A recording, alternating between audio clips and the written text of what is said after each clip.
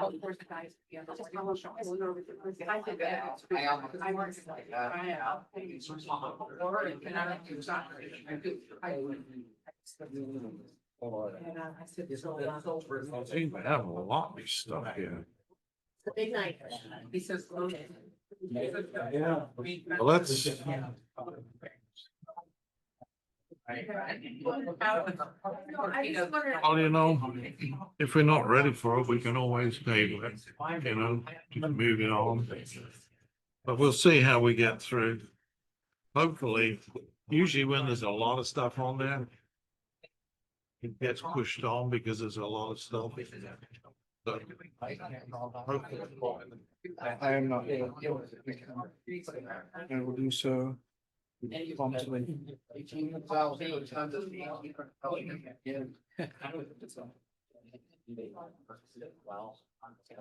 For being in interest.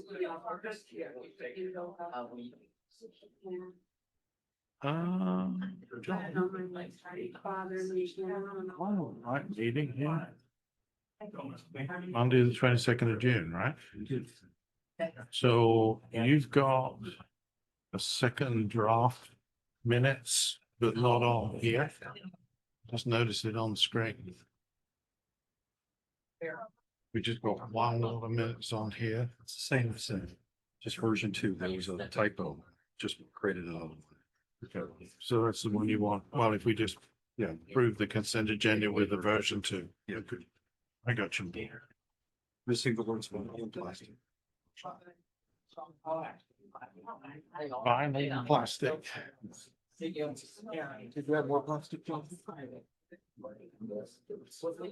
think there was some line out of a movie like that, something. Or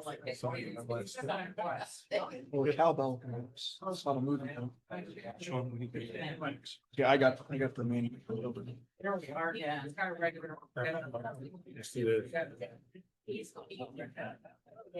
was out of town, I thought of the. That's so cool. It's fun.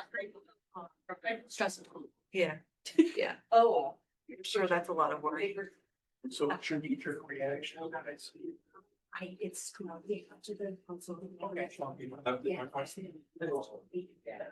Well, good evening, everybody, and welcome to this regularly scheduled council meeting for June 22nd, 2026. I'd like to call to order. If you would just silence your phones, please. Stand for the invocation and remain standing for the pledge.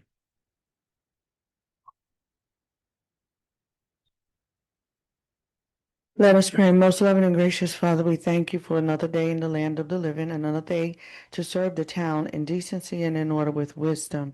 We ask that you be in the middle of this meeting and that, Lord God, that you grant us the grace needed to prosper our town and to grow it appropriately. In his name we pray. Amen.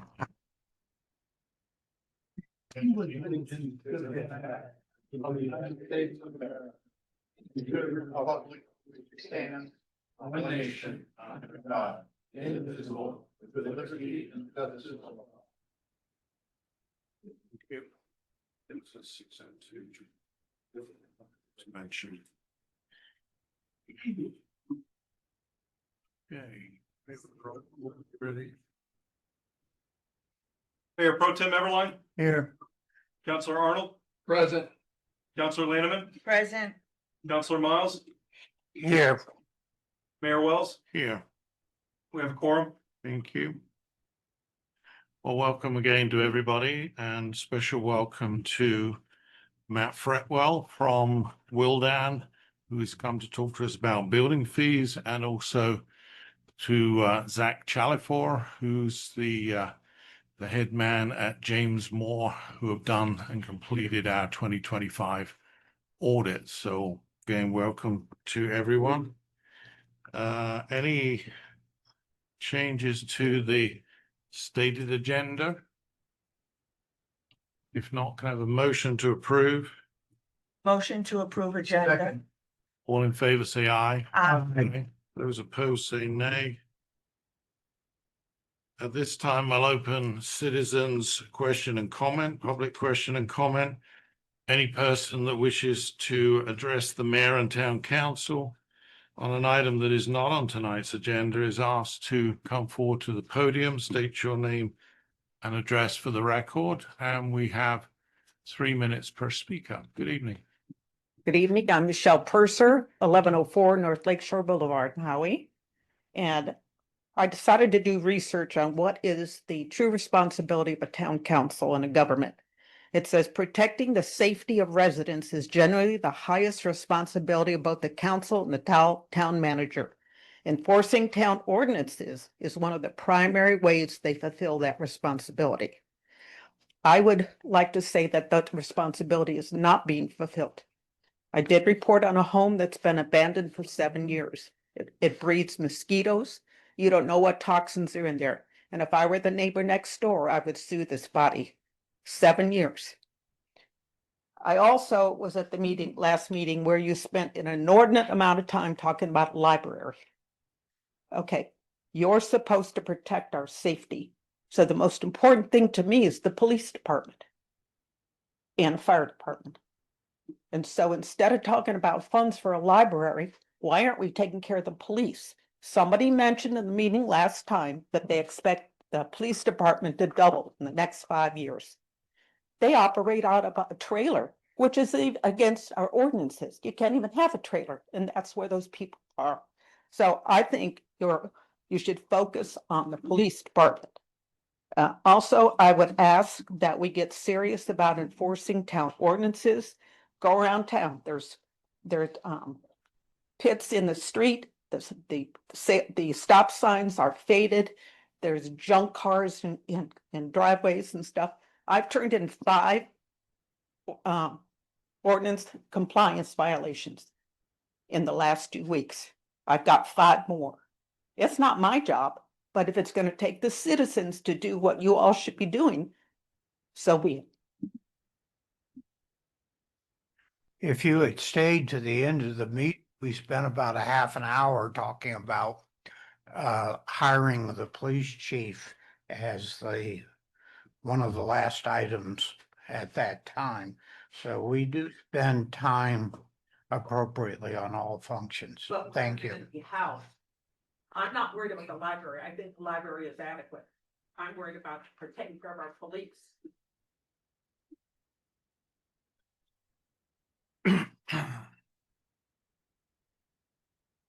Bree, good evening. Hello. Hello? I'm Marie Galali, 1104 North Tangerine. First question, water restrictions. Are we still on 1 a week or has that been changed since it started raining? Or do you know? We have not received any updates from St. John, so we're still at the same. Once a week. Status on finding a new chief, police chief. So we are going to have the position posted until the end of July. The job description is being reviewed right now. 30 days, Marie. It's going to be from outside. Will the new chief be from outside or you can't tell me or you don't know? Well, we won't know. I mean, if we have internal applicants apply, they would go through Okay, the same process. gotcha. I didn't know what she was going to say, but these are my notes about the library from what I heard. To try to come up with get a grant for 50% and we have to spend $1 million. We had to spend extra money when we already did the LEC building, more electric, more people. And then the back door wasn't done right, so we had to pay to fix it. I agree that the money should be used if it gets found, if we can do it, for some kind of a police station, which we've talked about for years. We've got those, still have those 19 acres out there on number 2 road, which I don't think anything's happened to it. It was used for putting garbage from Citrus Avenue. And this is an opinion of mine. Nobody has said this to me, that maybe you don't want to spend money on a police station because in the long run, you maybe don't want to have a police department and you want to go to Lake County Sheriff. You focus on the library so much, $1 million. It bothers me. Anyway, those are my comments. Thank you. On the basis of the library, obviously the council deals with things as they come. You know this from being on council. Yeah. If there is something that comes up with the library, then we have to discuss it and we come to a decision on it. As far as the police station is concerned, I wasn't aware the police were in a trailer. I thought they were in a house. They're in the annex and the house. 10 bucks. We have one of the officers in the, Oh, one of the officers and the others are where? in the In, house. in the house, right? Okay. Um, You're right. If somebody doesn't bring something to you, you address what's brought to you. we attempt to make sure that we cover things thoroughly. In years gone by, as you will know yourself, sometimes they didn't. They got kicked down the road. Yeah. And then, of course, stuff doesn't get adequately taken care of. And we're trying not to do that, which is why sometimes the meetings go on late, because we're making sure that we thoroughly cover everything. There was one other thing that you said I was going to respond to, but it's gone out of my head. Closing the police department. Oh, yeah. As far as the closing of the police department, what I would just say is this. The charter, which is the constitution of this town, states specifically that the town shall, not maybe, not will, shall have a police department. Oh, okay. That was written into the charter initially in 2020, and then it was left in there when it was updated when Sean became the town manager in 2022. So it is possible, but the only way is if it went to referendum to change the charter. Would that be the case? If you then all voted to say we want to go to the sheriff, then that's what would happen. But it also requires this council to have 2 readings of an ordinance just in order to put it on the ballot to change that. And I don't believe that there's any appetite to do that. Now, having said that, as you're also aware, we are coming up against an issue with regards to Avalon taxes, which is going on to the ballot. And that may significantly change the thought process with obviously how we fund the police force, not just us, but Lake County. And whilst we could go to the sheriff, of course, the sheriff is also under the same thing. So they're going to struggle to actually maintain the sheriff's deputies that they've got around as well.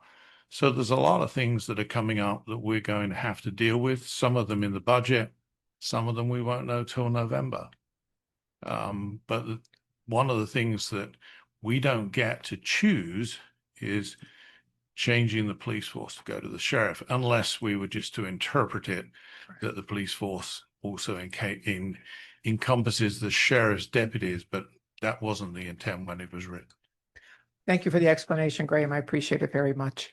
I guess in the future, depending on how this goes with the November ballot and taxes or whatever happens with the homestead stuff, that maybe it's an agenda item that should be put on the agenda just to talk about future police and a building versus a house. Well, it is on the capital improvement plan. And Yeah. it's, Tomorrow morning, we're gonna be, or not tomorrow morning, tomorrow afternoon, we're gonna be having a public workshop, public and attended, in which we're gonna talk about the strategic plan for where the council sees the town going in the future as we expand. And everybody here has the opportunity to come and attend that and put their comments in. okay, thank you all.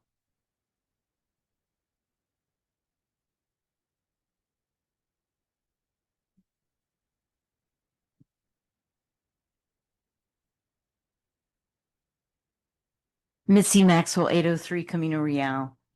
Good evening, Mayor, council members, and neighbors.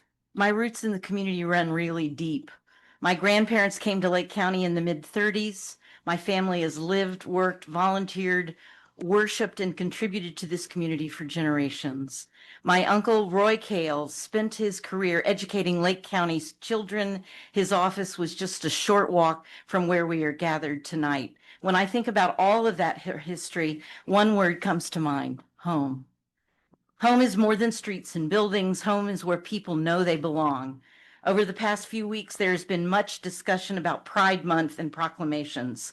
Reasonable people can disagree on those questions, but a proclamation is not a referendum. It is not a vote on whether our neighbors belong in this community. At their best, proclamations simply recognize people and communities that help make it a town what it is. They are not about deciding who belongs. And I hope we can agree on something larger. The LGBTQ plus residents of this town are not strangers or outsiders. They are part of us. I often think of my friend, Fletcher Bishop. Fletcher lived in Howey-in-the-Hills for decades. He served on the town council and as mayor multiple times. He dedicated years of his life to this community because he loved this town. The people of Howey elected Fletcher Bishop multiple times because they knew him as a neighbor, a public servant, and a leader who loved this town. People like Fletcher have always been part of the story of Howey. They have helped build, serve, and lead this town. Many of us have known each other for years. Together, we are raising children, caring for aging parents, serving in our communities, attending church, voting in elections, and investing our time and talents in Howey. One of the beautiful things about living in America is that we do not ask people to identify themselves before deciding whether they deserve respect, dignity, and belonging. We recognize one another first as members of our community. Fletcher belonged here. He called this town home. That's how communities are supposed to work. We recognize the contributions people made, the lives they lived, and the place they hold in our shared story. A strong town is not defined by whether a group represents 2% or 98% of the population. A strong town is not defined by how it treats every resident. After all, dignity, respect, and belonging should never be determined by a head count. The measure of a community is not how it treats those with whom we have the most in common. The measure of a community is how it treats those whose paths through life may be different from our own. Every town has a welcome committee. Sometimes it isn't an official committee. It is the example set by its leaders. Their words tell people whether they are welcome, whether they matter, and whether this community is a place they can proudly call home. This is our home, and every person who calls it home deserves to feel welcome here. Thank you. Thank you.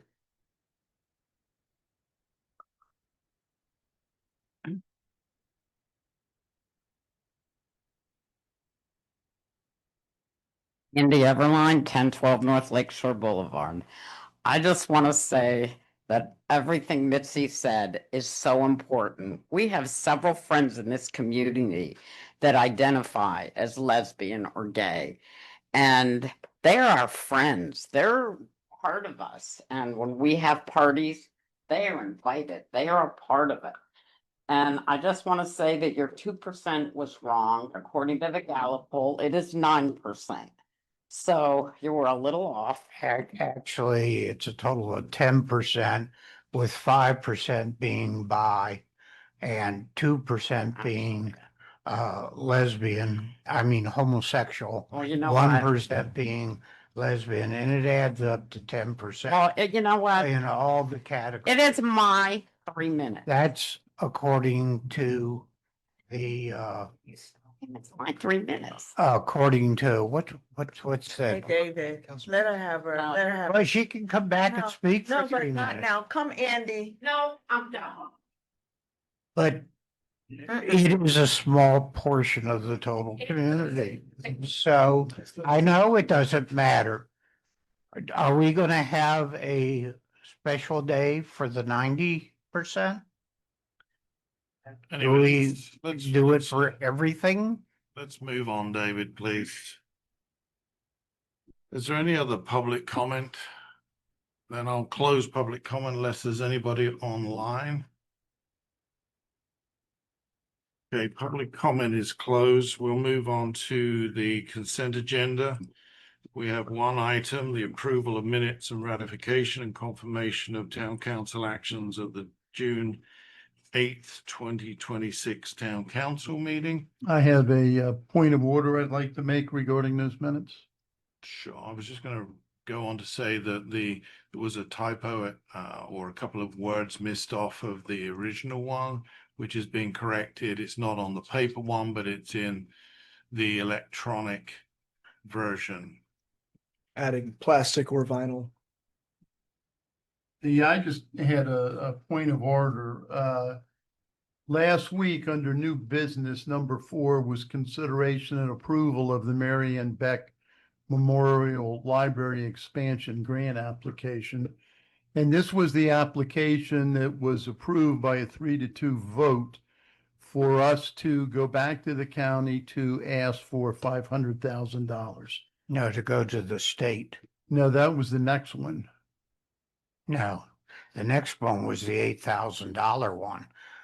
The Is one that right? Then number, I stand corrected. That is. yeah, Councilor number 4 President's was So, to go to the so we state. did not approve to go back to the county. The county period isn't even open right now. That just closed. The county one's already been awarded, has it not? Correct. That closes on March 1st. So Okay, well, I'll continue on with my point of order, though. My point of order is it's come to my attention that one of the counselors is not only a member of the Friends of the Library Advisory Board, but also the vice president of that board. And one of the main purposes of the Friends of the Library is to raise funds for the library's needs and wants. Given that, I don't think that counselor should have been able to vote. I think that they should have recused themselves for the vote, and the vote was 3-2. So with that person being recused, the vote would be 2-2, and it would go down to defeat. I don't, to me, that's a huge conflict of interest, which is one of the reasons you really shouldn't sit on boards that are going to come up before the town council. I don't, I agree with a lot of things that positions you've taken, Mayor Pro Tem Everline, but I don't necessarily think that them being on that committee, if you want to call it that, is It's a board. okay, that board, that organization sitting on it. I don't know who the person is, quite frankly. It's not me, so I don't care who it It's is. Councillor Arnold. Can I just? It doesn't defer make any this difference. to this. It should be good. What does the attorney think? To me, it's a clear conflict of interest. I don't see how that's a conflict of interest. I don't Like- agree with that it's a conflict of interest either. How the Commission on Ethics looks at conflicts of interest is by seeing if there's a financial gain or loss typically to the person who is on that board or committee if they make a vote on something. And I don't see a financial gain or loss to Counselor Arnold or a family member or a relative. That's usually the gauge that the Commission on Ethics looks at. You can have a perceived conflict of interest, which you can then disclose and talk about, but I don't think there is an actual true conflict of interest in this situation. So it's okay to be on the board and bring monies into that. And that's okay, as long as it's not for you personally? Well, he's not benefiting himself. He's benefiting the actual. Sure, I understand that, but the Correct. reason you're going to be on a board is to promote whatever that place is. To me, it seems like a direct conflict of interest. Legally, I hear what you're saying. Perception wise, it's a huge conflict of interest.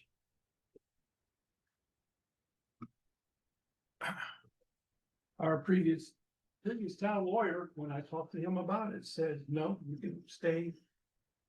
Friends of the library. Legally, that's exactly what Heather just said. To me, it's not good. It's a lot of things not good, but I don't see how that is him being I on the didn't think that board. anybody would feel. Yeah, no, that would be just like, that would be just like any of us that sit on the HOA board or any other boards. It is not for the benefit or promoting of the particular entity. Is that you sit on the board so that you can make sure that things are done in decency and in order. And if it is not a benefit or an investment, there's no, There is a benefit here. what is the benefit? The benefit is. Explain the It could bring money into the very thing that he's representing by being on that board.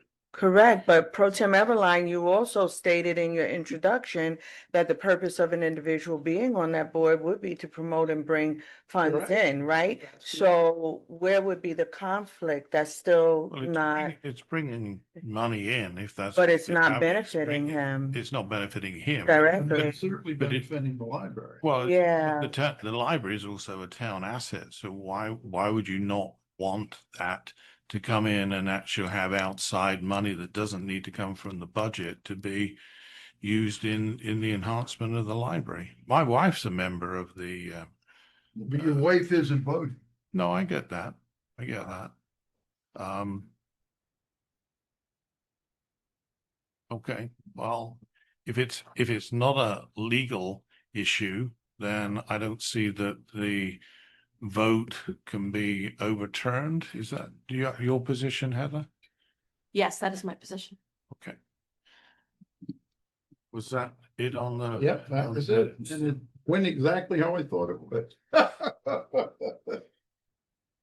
All right, so we have the version 2 is the one that is actually going to be that goes in. So do I have a motion to approve the consent agenda with the version 2 draft of the minutes? Motion to approve the consensus. Second. All in favor, say aye. Aye. Kim? Nay. No. All right, we have no public hearing or old business, new business. Consideration and approval, resolution 2026. We just speak into the microphone for those at the back. Opposing HJR 1F property taxes. That's the House Joint Resolution. Resolution of the Town Council of the Town of Howey-in-the-Hills, Florida, affirming the importance of public education on property taxes and their connection to local services, formally opposing House Joint Resolution 1F. Save our homes from excessive property taxes. Town Attorney, would you like to? Sure.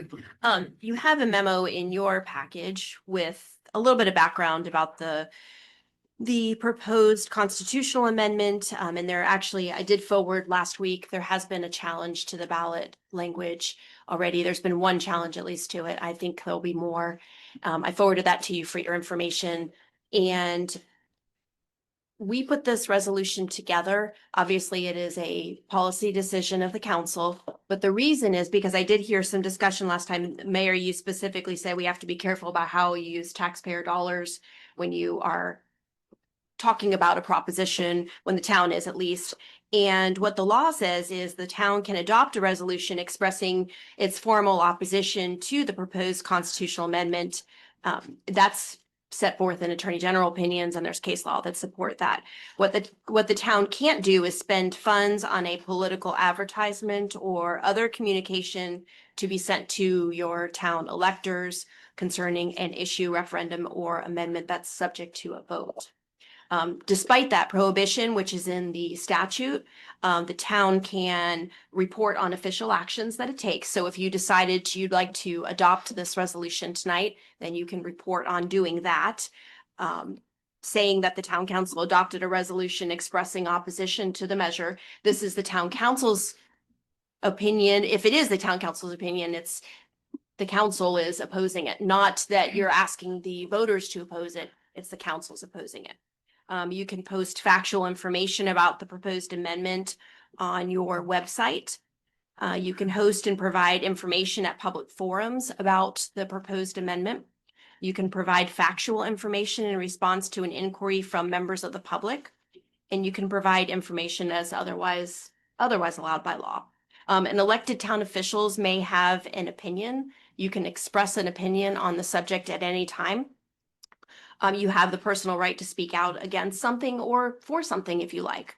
You can attend public events, you can write articles or posts, or otherwise advocate you for your personal position, even if the town itself can't use public funds to do so. So that's what the purpose of this resolution is, but it is a policy decision, of course, of the council. It's not for me to put words into your mouth how you'd like to proceed with this.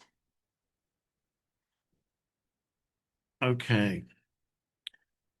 With that, I'll open public comment on this particular item. Anybody online, John?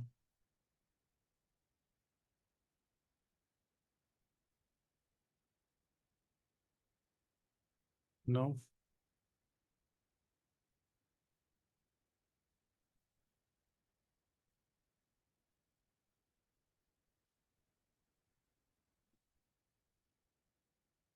Okay, if seeing no public comment, I'll close public comment and bring it back for council discussion. Well, let's have a motion first and then we will discuss it. If somebody Mr. like, Mayor, I'd like to make a motion that we consider a slightly alternative version of this proposal. Into the mic. So I'd like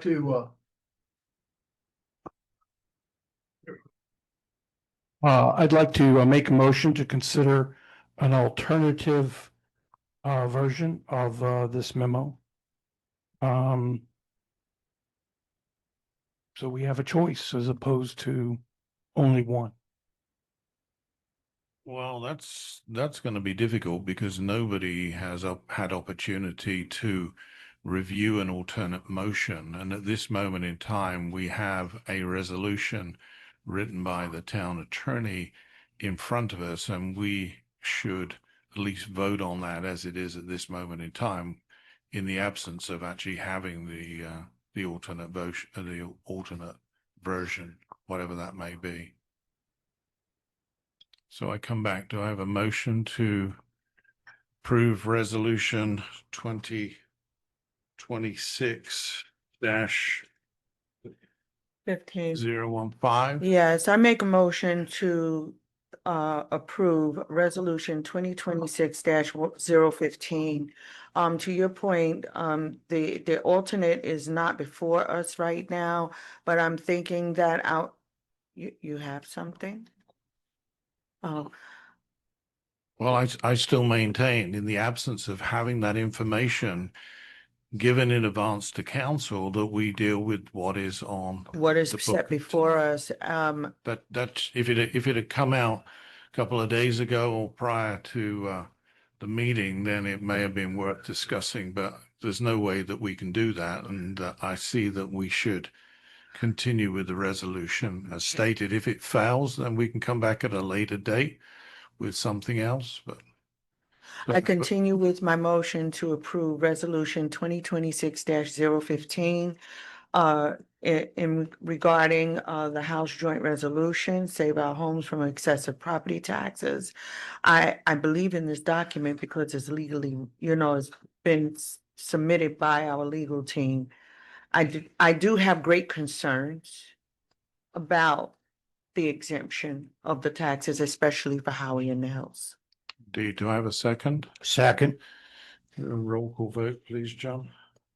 But before we do, is there a rush on this that we have to get this done tonight? That, I'm just curious if he has something, is it a problem to wait? Well, It's already June. I think the other thing is that this resolution is set forward to oppose the bill. So however way it's written, if we're opposing it, we're opposing it. That's what's happening with this, and I'm assuming this will get submitted to the who is this going to go to when it's done? This is just going to stay with the town, but this sets you up for the ability to then say to the town, the members of the town, what your view is. And I understand what Councilor Arnold wants to do. He wants to have a more neutral resolution, which that's okay as well. I mean, I think it's same destination. but if the council's opposing it, then it gives you the ability in this resolution to set up the framework to have folks in here and to show your residents what's going to happen. I know Sean sent out a very nice, I didn't get to read it very thoroughly, but a good calculation of what could potentially happen with the reduced collection of property taxes. So really, I think the best thing right now is for the council to decide whether you want to oppose it or whether you just want to remain neutral on it. And if you remain neutral, then it makes it very difficult to show your opposition to it to the residents. Okay, Ed? Yours, John, was going to be neutral? Is that yours was going to be neutral to? Yes, so if I can, I'd like to just interject this one thought. I think opposing the tax reduction sends a message to our community that the town government's budget matters more than their household budgets. And I don't believe this is a message the council should send. Voting for a neutral alternative, we are not saying HJR 1-1F is perfect. We are simply saying that we trust the people of Howey-in-the-Hills to make the right decision for their own families. Let's choose transparency over politics. Let's provide our residents with factual fiscal analysis directed by this amendment and let them exercise their rights as voters without their own local government trying to tilt the scales. That's why I wanted to introduce this particular item. And if I can, I'll cover some key points real quick. It's voter empowerment over political advocacy. We're acknowledging resident financial relief. Some families in this town need financial relief from taxes. To tell them that they should vote against it, I don't think that's appropriate because I don't know anything about their situation. It provides objective analysis over speculative language. It's going to ask that we go ahead and do the budget drills, which we're going to be doing anyway. Do the budget drills and put that information out there where the people in this town can find it. We also wanted to propose nonpartisan public education. Instead of using town resources to lobby against this, the new draft will focus on providing unbiased budgetary data to the public. And then lastly, trusting constituent judgment. The updated resolution affirms that our residents are fully capable of balancing personal tax savings against the operational funding needs of the town, but they need to have information presented to them in an unbiased manner, in an objective manner, so that they can see. So if they decide, I want this tax cut, I realize what it may do to me, they can make an informed decision rather than just say, we think we should oppose this and move on.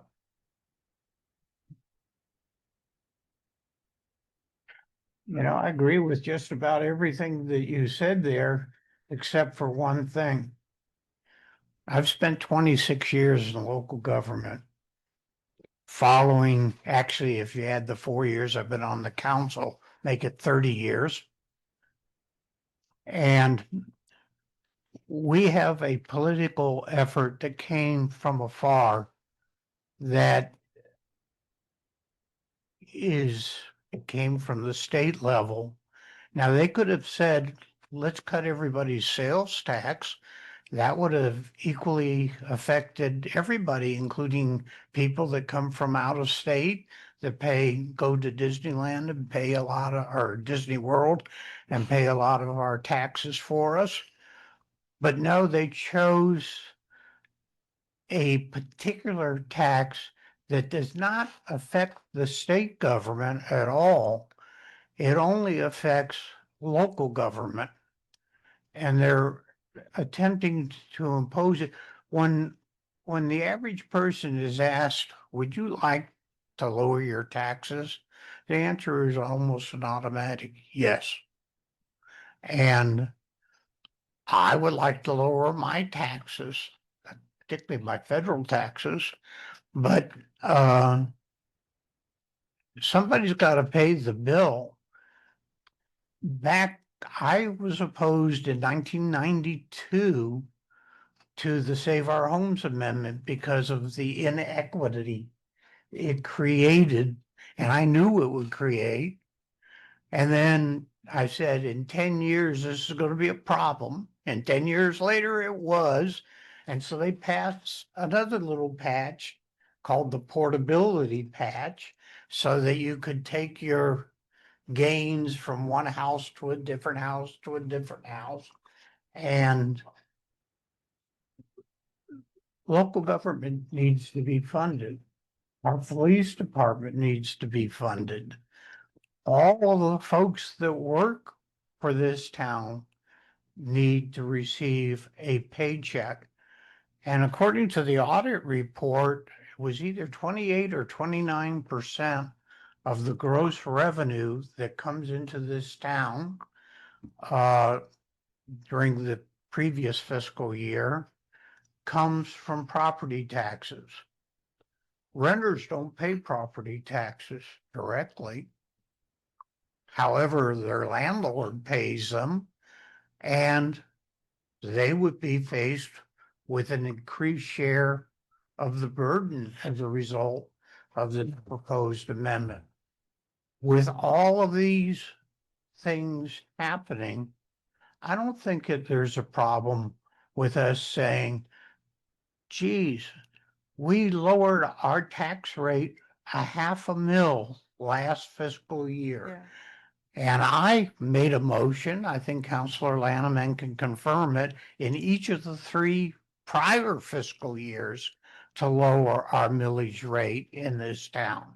So it's not like we're trying to jack up the taxes everybody pays here. We are making attempts, and we have actually finally succeeded last year in lowering the tax rate that we charge. Now, only about a little between a quarter and a third of the property tax bill that our citizens get come from the town. The school board, who's not affected by this proposed constitutional amendment, charges about a third, and the county charges about a third, and there are other little bits from the hospital district and St. John's, water management and all that get their little nicks in. But our tax, I think it was Ben Franklin that said originally, there's only 2 things certain in life, death and taxes.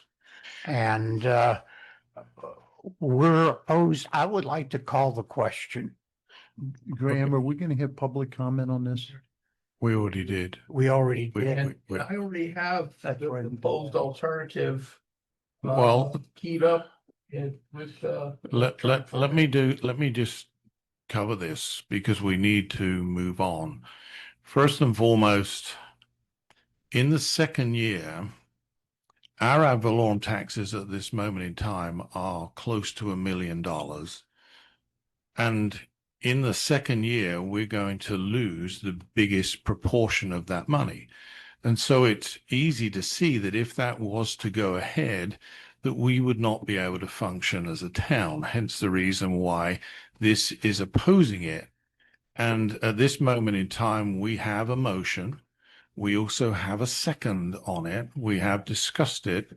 So I would like, please, to have a roll call vote to finish this item out.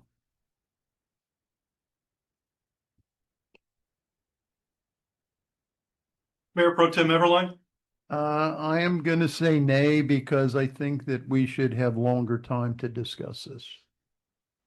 Councilor Arnold, no, Councilor Lanneman, Yes. Councilor Miles, Yes. Mayor Wells, Yes, motion passes. thank you. Mr. Chalifor, consideration and approval of the town audit for the fiscal year 25. We have a presentation. Are you able to put it up there, John? Yes. Perhaps you just, whilst we're getting that up, just introduce yourself, Zach.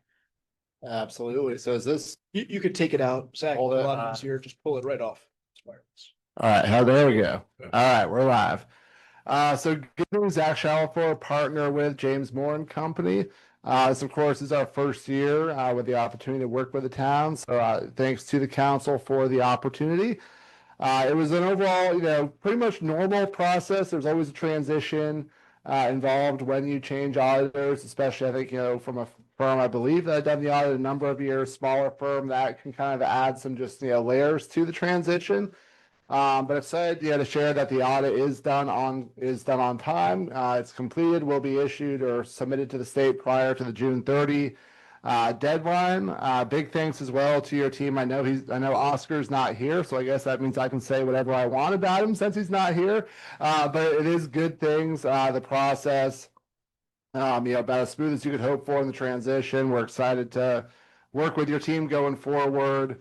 Kind of establishing the baseline, I think, is ultimately key. As you've seen and will see, we did have a series of comments. I always like to say, audit comments are in and of themselves not a bad thing. It's how do you learn and how do you grow from them that really counts. So with that, I'll run through, a very just kind of high level PowerPoint here to hit the highlights, but I'm more than glad to answer any questions or dive into anything more in depth as we go or at the end. Just let me know. I'm here at the pleasure of you all. So glad to hit anything I can or any questions. All right, so on the next slide, we have a summary of the reports that we issue. There's 4 reports that are in these financial statements, which are management's financial statements, and those 4 reports summarize the results of the audit. The first report is the audit report on the financial statements themselves. We did issue what's called an unmodified opinion that these financial statements effectively are fairly presented in all material respects, with the only qualification to that being that there's a standard out there called OPEB for other post-employment benefits. What that standard says is you would have to effectively calculate a theoretical liability, have an actuary do that calculation to report, again, really a purely theoretical number in your financial statements. So that's a cost. Again, you would have to incur that cost just to report one number in your statements. With that not being there, we do just say that, hey, we don't know what this number would be. So from an accounting standard standpoint, we have to say that there is no OPEB liability recorded. The state is fully accepting of that, so there's no issues on that front. We do just have to notate that. The second report is on internal control and compliance. And while this is not an internal control audit, this is a financial statement audit, so there is no opinion on internal controls. There are separate audits that would have that focus. We do consider your internal controls as it relates to financial reporting and any key financial transaction areas. So the big ones just being, cash receipts and utility billing, payroll accounts payable. We do perform a lot of testing to understand what are those controls. And then in our testing, if we come across, as we're testing different invoices or payroll activity, if we come across any cases where those controls were not being followed, those could rise to the level of being reported in this report. So we had 6 comments here. The first one is what we call material weakness, and this relates purely to the fact that we had audit adjustments from what was presented internally out of your accounting system to the numbers in these financial statements. So that's kind of the way the audit standards work on immediate. If there's adjustments from the internal numbers to get to the audited financial statement presentation, those corrections effectively necessitate a comment to that effect. All of that, though, really focused on the year-end hard cutoff, getting everything in the right fiscal year bucket, so to speak, when it relates to payments coming in after year-end. So your state revenues that come in every month, getting those receivables accrued into the prior fiscal year, and same thing on the accounts payable side to come up with those accrual basis financial statements. Is that a common occurrence?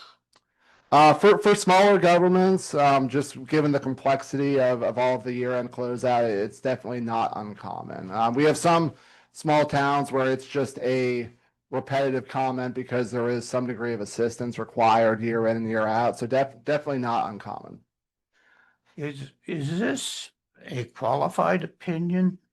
Yes, for the OPEB. Okay. Our total OPEB was about $80,000 that was recorded. Our total, not OPEB, but our total benefits was a little over $80,000. in the audited financials. The item that you're concerned about, we don't offer post-employment benefits. The only thing that I could think that would come up would be a COBRA case involving an ex-employee for which that employee is responsible for paying the cost of the COBRA. There is no town contribution to that. If the OPEB amount that results from that is more than $10,000, I would be somewhat concerned about it. So based on that, is it appropriate to make an unqualified opinion based on that small amount of money that we're talking about here? I mean, I think if we calculated it it would cost us more to calculate it than the amount they would come up with, is what it basically boils down to. Well, he suggested, though, that it's just. Yeah, but the state of Florida, based on my experience as a finance director for 26 years, and having prepared at least 200 of these documents, and for 17 straight years, getting the government GFOA certificate of excellence in financial reporting. I don't see that this minor omission on our part should in and of itself make for a qualified opinion. That's like taking a sledgehammer to slap an ant around. But this isn't something that we've missed, right? This is just something that, we in the 6 years that I was in Esther too, had the same thing. You pay a lot of money to have this put in. Sorry, I'm trying to. I know. I'd be out of this way. You can pay a lot of money to have this done, but it's not necessary to do. So it's unmodified rather than unqualified. Now, it says on page number 1, I'm looking at qualified opinions on the governmental right, I'm activities, looking at the business type on activities, this and utility one. Can you just, so that we don't get hung up on this, can you just respond to what David was saying? Yeah, absolutely. So the tricky part again is, so it's what's called the implicit rate subsidy, even though there's no actual post-employment benefits offered. And I totally agree with the sentiment of it very potentially being immaterial if we had a valuation and the number. The challenge that we run into is in terms of there's not a calculation to kind of definitively say, and we've had someone, an actuary could come in and kind of do the kind of their quick and dirty and say, hey, we would see it at this. And then we have that as kind of a baseline to say it's totally inconsequential or otherwise, because totally understand the point. The challenge from our standpoint has kind of been absent of some sort of actuarial analysis when it comes to going through our peer review process to say, do we have sufficient documentation to not just say, here's what the liability is it recorded, but to say, we don't consider it material, or the town doesn't consider it material. We agree with that. The biggest challenge we have is what is sufficient audit evidence to support us taking that stance. And from a peer review standpoint, that has been a just tricky one to navigate. Well, let me be clear. The only thing that bothers me about the whole process, I can see you writing a finding, which you did, for us not doing it, but making this a qualified opinion. Like I said, I've probably prepared over 200 of these documents. I used to be the finance director for the 16 different districts in the villages, so I did 16 plus of these every year for 9 years in a row. And in addition to that, many others for other governments. And in those 200 plus CAFRs that we prepared, I only had one other that had a modified opinion, only one. And it deserved it. We had taken over a contract for a CDD in Clay County when I worked for a private company, and the previous management company had fallen down on the job. That's why they were fired and we were hired. And they were over a year late in getting the audit done. So the state was breathing down our neck when we started on it. And they had some real problems with the developer refusing to provide the auditor information they were requesting. This is such a tiny little thing to have a modified opinion about that it concerns me. Now, on the positive side, let me say, I've been railing for the 4 years I've been on this council about the poor quality of our financial management in this. And I believe every one of the 8 or 9 findings that you have in here, I'm surprised that your predecessors in the preceding 4 audits that I looked at didn't find any. Because all the ones you have here, I'm sure, are quite valid. Well, the And- reason for that, David, if I can just interject, in Well, let me in prior finish it, years, then then we you took can- June, you we can paid somebody critique. 20,000 a year to be able to put this right before it went to the audit. That's what we paid June. And we as a council, you actually led it to say that we're not going to do that anymore. Bearing in mind that Oscar has come out of the Supervisor of Elections office, which is very, very different, as you know, in terms of municipal audit. And as a consequence, the fact that these are brought up and Oscar has already put in the management response to these so that next year, this is a learning curve for Oscar. Yeah.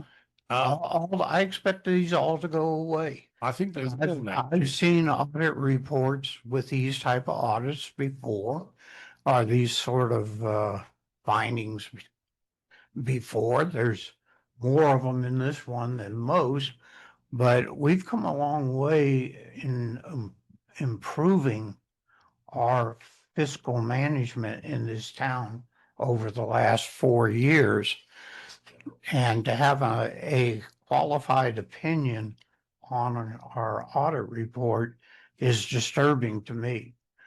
And now the other thing that's disturbing to me is the fact, and I'll just repeat what I've said for the last 4 years, we don't have enough staff in the financial management function of this town to preclude people like you doing your job and writing us up for all of the internal control difficulties that you discovered that exist here, which could be, if we had a dishonest employee, exploited in a fraudulent manner. And that disturbs me also. So, but I am concerned, and there are a couple other things that bother me, and I only mention one of them in this report. We have started classifying this year our police department as general government rather than public safety in this audit report. I don't understand that, why that change was made. So that one real quick, I did see that from the versions that have been printed out. And I wanted to double check just because the grouping, just because that jumped out to me as well. So what my thoughts would be kind of going forward, just because again, this hasn't gone to the state. If I can just make a quick suggestion. So that definitely groupings, verify that. But on the OPEB side, from a no cost standpoint to the town in terms of not having evaluation, we've got actuaries that we just work with cross paths over and over again. I could probably reach out and say, hey, would you be willing to take a quick look in terms of the potential magnitude of the OPEB valuation with the implicit rate subsidy and just kind of see what they would give us from a ballpark Yeah. standpoint? It's an say- immaterial amount. I can virtually guarantee you that. And I don't disagree. It's not about I mean, I totally disagree with the standard when it's implicit rate subsidy. So I'm right there with you. It's just, from my standpoint, we have to make sure we have the audit evidence that is documented in our file to hold up in our peer review. I understand. Now, this is aimed at the town manager. He's used to me beating him up. So I'll beat him up one more time. We've got 8 days before the state deadline for submitting our audit report arrives on us. It must, by state statute or regulation, one of the two, must be submitted by June 30th to the state of Florida. That doesn't exactly give us a tremendous amount of time to fix anything. And there are a lot of things in this report. Some of them are typographical in nature. Others are major items that aren't even mentioned in the discussion. I can see them in the numbers, but the transfer of 1.2 million from the governmental funds to the proprietary funds, the transfer of the garbage function from the proprietary funds and the renaming of that particular fund from utility fund to water fund is not covered in here. But those are just a few of the things. And that was, by the way, a $300,000 amount. You know, and our police department's budget was 1.2 million. I don't know exactly what the expenditures were off the top of my head, but their expenditure budget was 1.2 million. Those are some really significant numbers, and I'm embarrassed by this thing, quite frankly. And I'll shut up with that, Mr. Mayor. Carry on with the rest of your presentation, please, Zach. All right. And we'll do any further questions at the end if you want, and then you can address that at the end. Okay, I was saying on the OPEB, I'll just make note, we can revisit if we want to go down that road. Should be a pretty quick inquiry. So with regard to the significant deficiencies, again, most of those being process, procedure focused, just to high level them. Related to controls over journal entries, purchasing card activity, reconciliations, really the key focus there being just having, two sets of eyes, so to speak, in those with a review process at the transactional level as well as on the back end reconciliation. On the permit fee side, we did have a couple when we were looking at building permit activity where we had a few that I think we're calculating at old rates at that point in time that did not reflect the current rate structure. Was what that related to. And then from a debt covenant compliance, some of that tied into, I think, also just the fund shifting to really have a good measurement there. But as we saw it defined, not hitting those, revenue coverage metrics on the debt side. And then in the Auditor General Report, kind of a catch-all of other items from the state of Florida that they want us to report back. Most primarily there, it's focused on financial condition. If there were any major red flags, those would be highlighted here. No such items. There is a catch-all for any other recommendations in there. Two that we had was first, the Qualified Public Depository Report. That goes to the state every fall. That one had just not been submitted timely, so we had a recommendation to ensure that happens in the fall. That's due in at the end of November. And then with regard to the building permit fund, there's state statutes related to carry forward limits there. The town is pretty much right on the cusp of those limitations. So really they're just an FYI type comment to just say, make sure this is being monitored going forward. And then we had the last report looking at the state statutes over investment activity, investment policies, did note the town to be in compliance with those statutes. And on the next slide, quick look at the numbers. I think this is, okay, we are good to go. All right, so historical analysis here of the general fund, of course, with the shifting of funds that was done, we had a sizable increase here. So I'd really like to focus on is not so much just the what is in your fund balance, looking at it year over year, especially here, just given those shifts, it's not apples to apples. What I will point out first, of the total almost 1.4 million in fund balance, we have about a $200,000 non-spendable fund balance, kind of new and different from prior years. That reflects the advance or the interfund loan to the Parks Impact Fee Fund. With that fund being negative, we effectively say the resources are not there to immediately pay back the general fund. That gets pulled out to non-spendable. And then the rest of it really trickles down to your assigned and your unassigned. Naturally, just because your restricted dollars, typically those are in special revenue funds to have the accountability and transparency over the use of those funds. So on the next slide, what I always like to do is put that assigned and unassigned amount into perspective, comparing to what was spent in the current fiscal year. Again, compared to the prior year, not quite apples to apples from the shifts, but about 39%, about 4.5 months in reserves. The GFOA, the Government Finance Officers Association, recommends a bare minimum of 2 months by this measurement, with a whole bunch of reasons why you may want to be higher. The big one always, of course, being hurricanes, because whether or not you have a beach, hurricanes are real for all of us, and it can take years to get some of those dollars back from FEMA. So again, 4.5 months at a healthy level compared to that minimum recommendation. On the next slide, I'd like to take a historical look at your business type or enterprise funds. This one, again, due to the shifting, hard to really get apples to apples. We've really got a new baseline. All three of those funds currently sitting in a positive position. And then on the last slide, I always like to touch on any pension funds and just the numbers that show up in the report related to pensions. For you all, of course, you've got your police pension, and that liability, or is actually a net pension asset here, shows up at about 118% funded. So as in prior years, that plan has maintained at a healthy level compared to prior years, and in terms of having more currently accumulated in assets than that actuarial liability.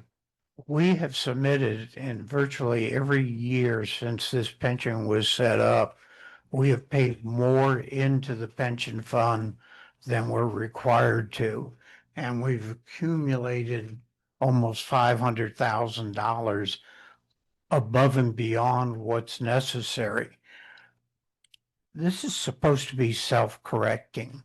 In other words, they do an actuary analysis every 2 years, or are they doing it every year? Every year at this point. They do it every year, but they are required to do it every 2 years.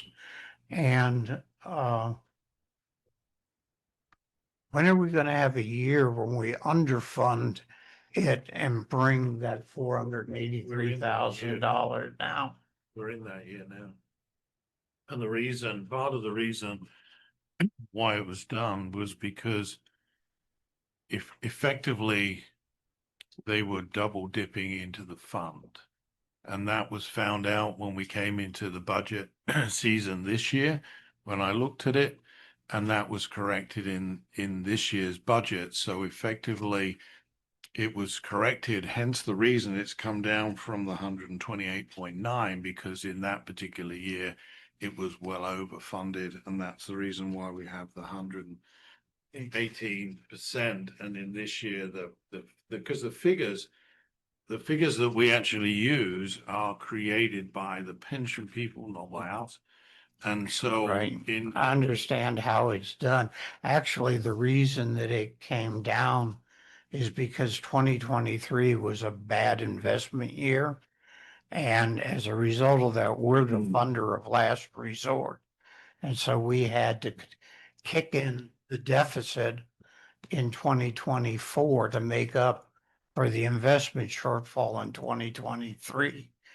And then we didn't have that in 2025. So it's brought it back down.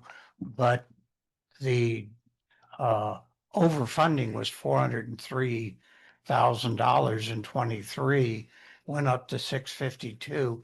It's only come down to 483. Hopefully in 26, it will come down. It will come down. It more. was just the way that they were calculating the amount of money that had to go in, and it was just plain wrong. So that was corrected in this year's budget. Thank you, Zach. Any questions from other council members on this? Yeah, I think the next slide is just questions. So I know we've touched on a few. Is the police impact fund a major fund or a minor fund? So non-major, I believe. It's a non-major fund.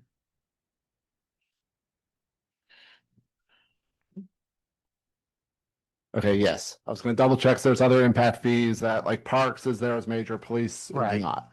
Okay.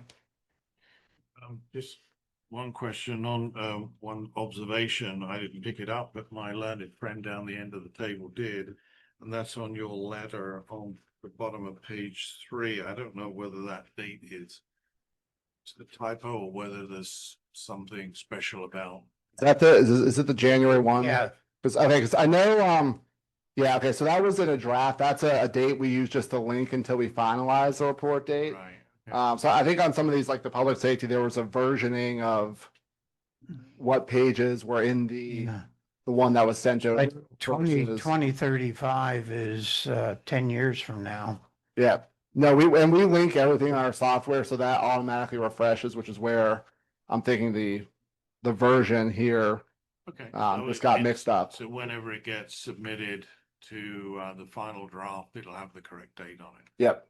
Okay, and the Daytona Beach is where your office is, correct? Yes.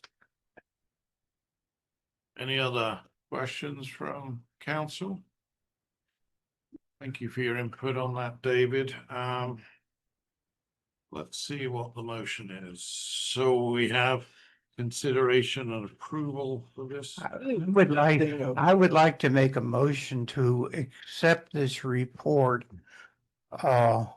with a series of corrections that I have that are not in your report, but actually in the MD&A and the notes to the financial statements.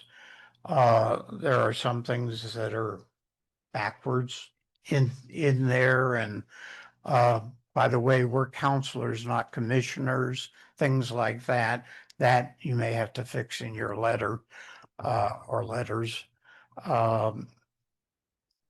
There's just a lot of typos and missing things and contrary things that are said one way in one area and another way in the opposite way in another area that need to be cleaned up on this thing before it's sent out. I have talked to the town manager about getting together with him and our finance supervisor on Wednesday to kind of go over some of the things I've found. I don't have the authority to change them, but I can show them to them, and if they think I'm correct, they might And fix them. these are things of the nature of, reference to parks impact versus general fund being reversed. I mean, these are effectively scrivener's errors. There's no content. It's Yes, but it would look a lot better if it was a Correct. clean document going forward. I have to assume someone's ever gonna read it, Dave. And, well, I've read it twice now so far, so, You are the exception to the rule. okay, Let's and go with that.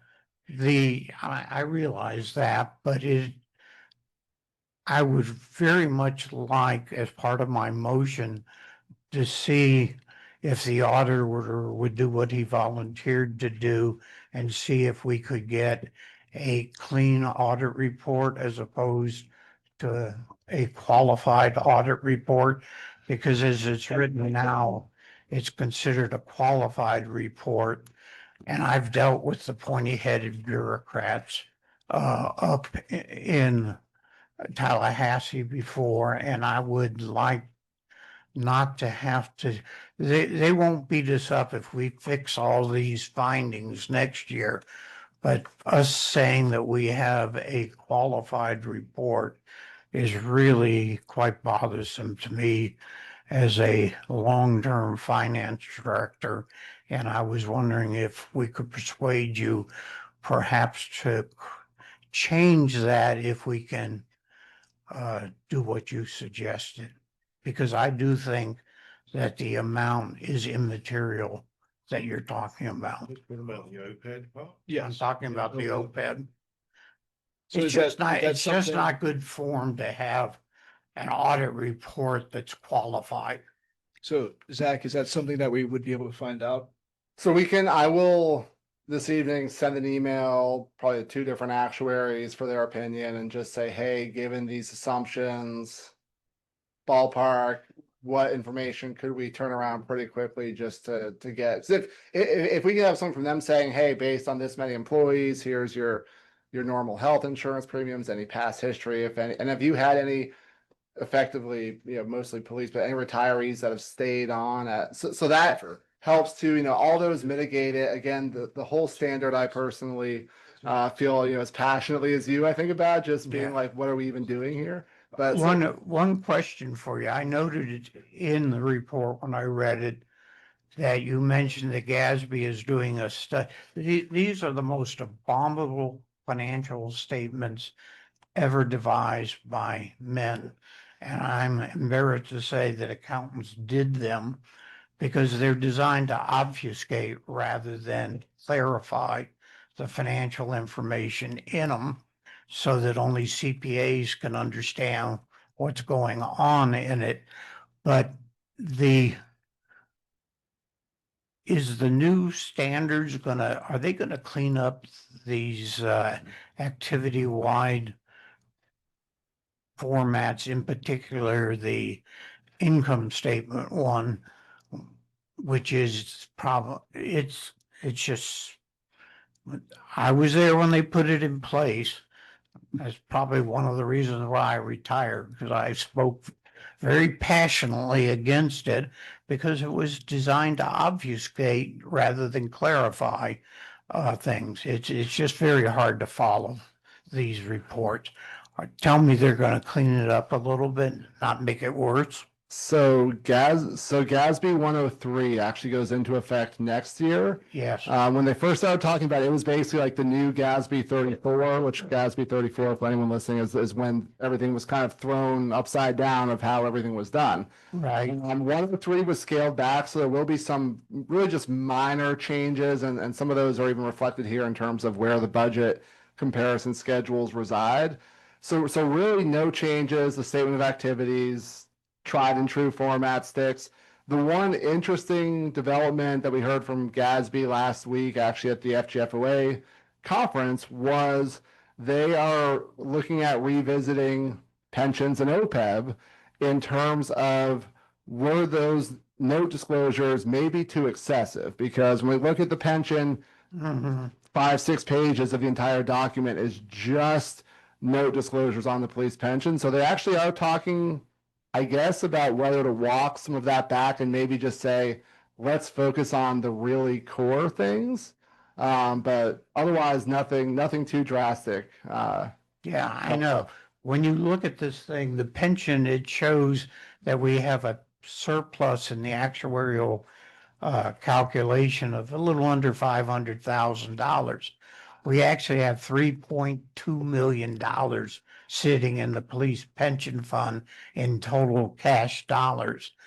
And we have 500,000 more than what the actuaries say that we need in order to cover the pensions of all the police officers that are in that fund. That's, in a nutshell, the important thing about the pension fund. And you don't, unless you read all the way to the back, there's one schedule in there that shows the $3.2 million. You get the impression that we got to be careful. This thing is very well funded, very well funded. Thank you.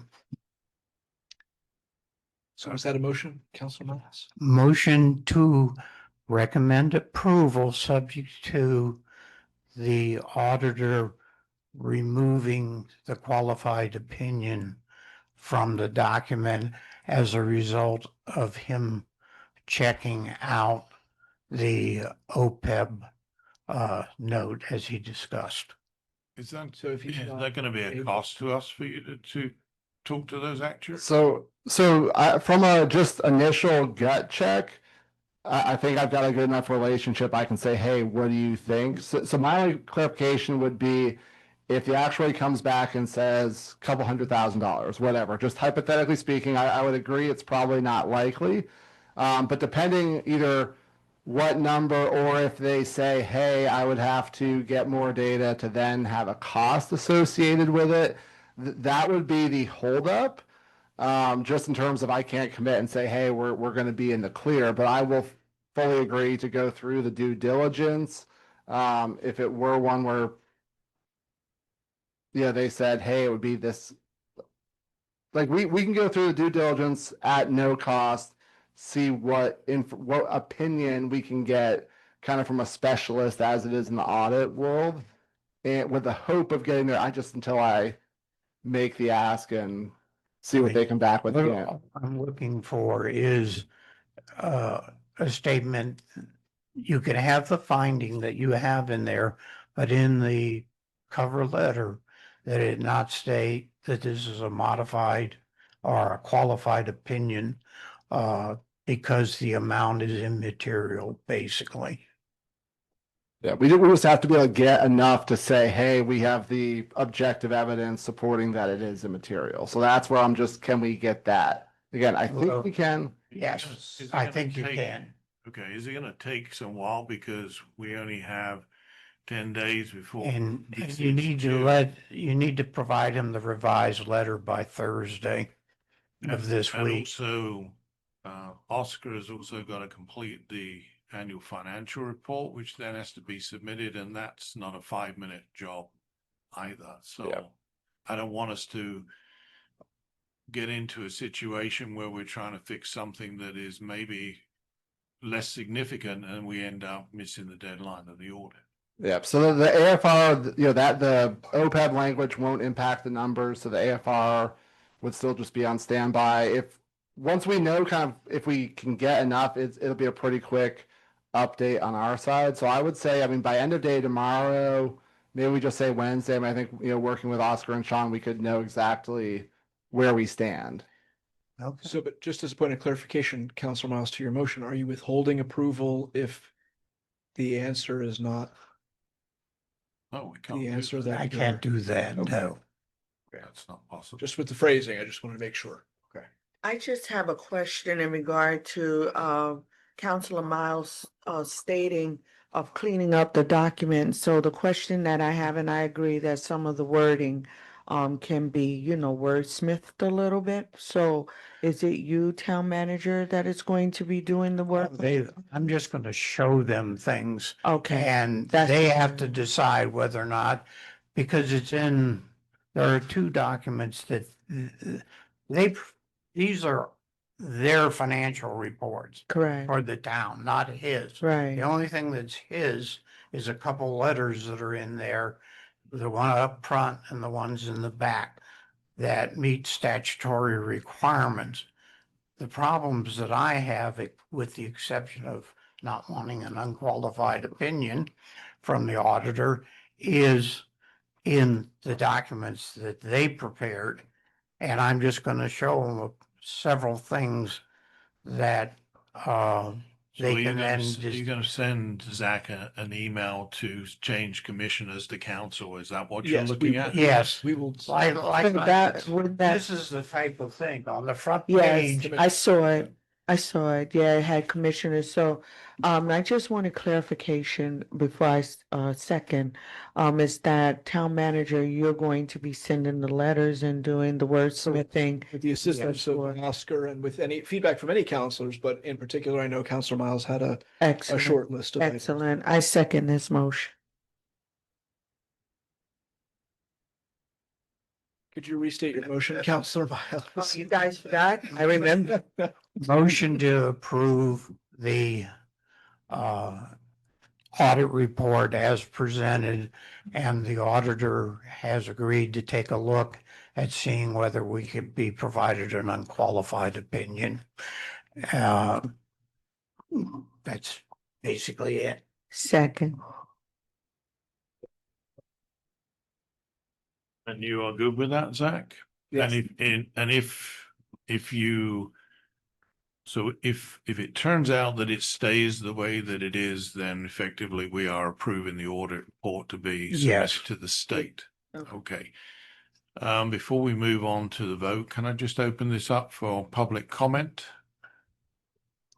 Anybody online?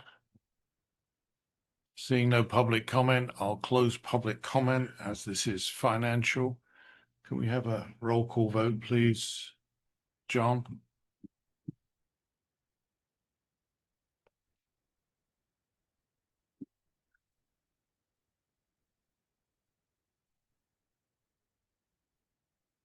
Counselor Arnold, Yes.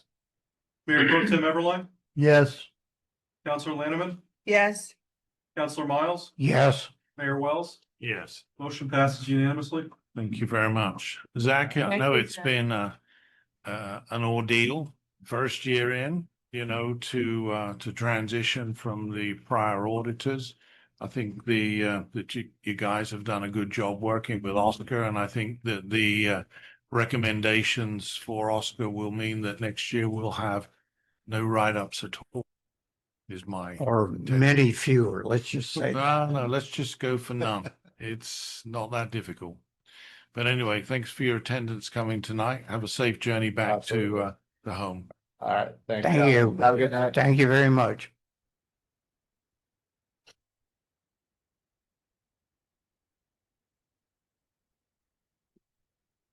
All right, we'll move on to item 4 of new business, consideration approval of resolution 2026-014, building services fee schedule amendment, House Bill 803 compliance.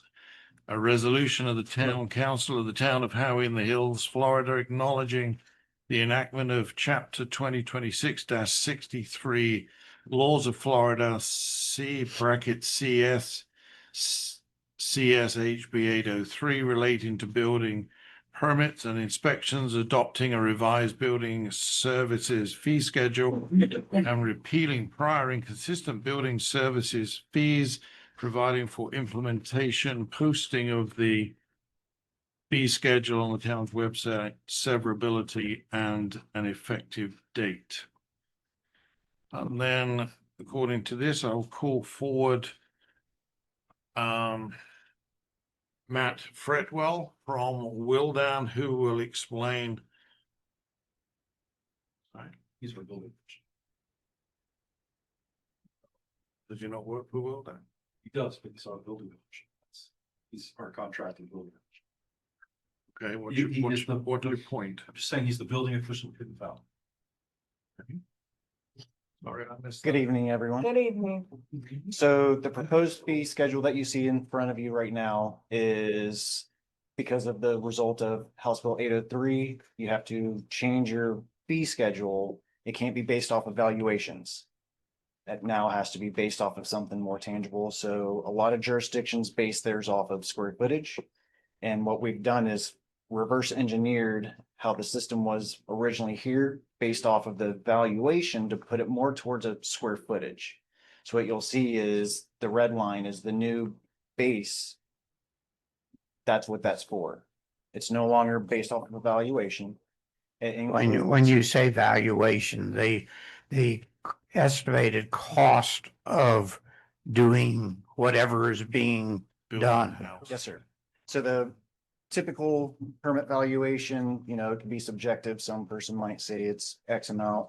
One big thing I see a lot of times is when I'm looking at a permit for review, someone may be doing their own owner builder work and they may have gotten the door for free, may have gotten, shingles for free, things like that. So they underbid the valuation. Unfortunately, that still is something that is being applied to the building. Even though you got it for free, it still has a cost involved. So unfortunately, that's where, I'm the arbiter. I'm not the author of the fee schedule. I only enforce what is there. So that's where sometimes I'll have to look at a fee and say, well, no, this has to get adjusted, But at least when it's changed to a square footage for new construction, addition, remodel, it's based off of the amount of work, not necessarily a valuation. A good thing. So with this, what is gonna be our overall effect on the fees? Are they gonna raise them No, or sir. decrease them? It will be more middle of the road. You will see some that, if a valuation was low. So if you look on your schedule there, some are even a flat fee.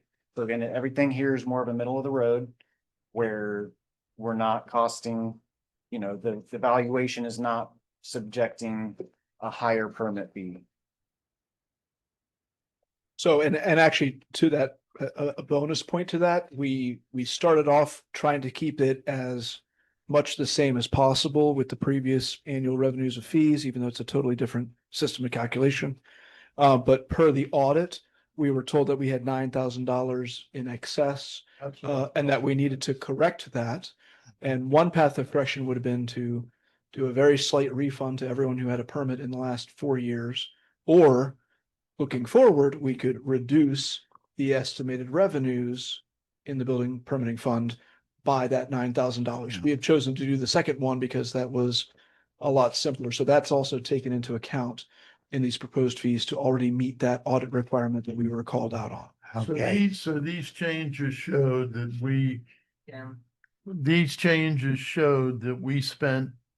we charged 9,000 more over the last 40 over the years. last. Well, 9,000 more in revenue received versus the expenditure for that fund for that period of time. Right.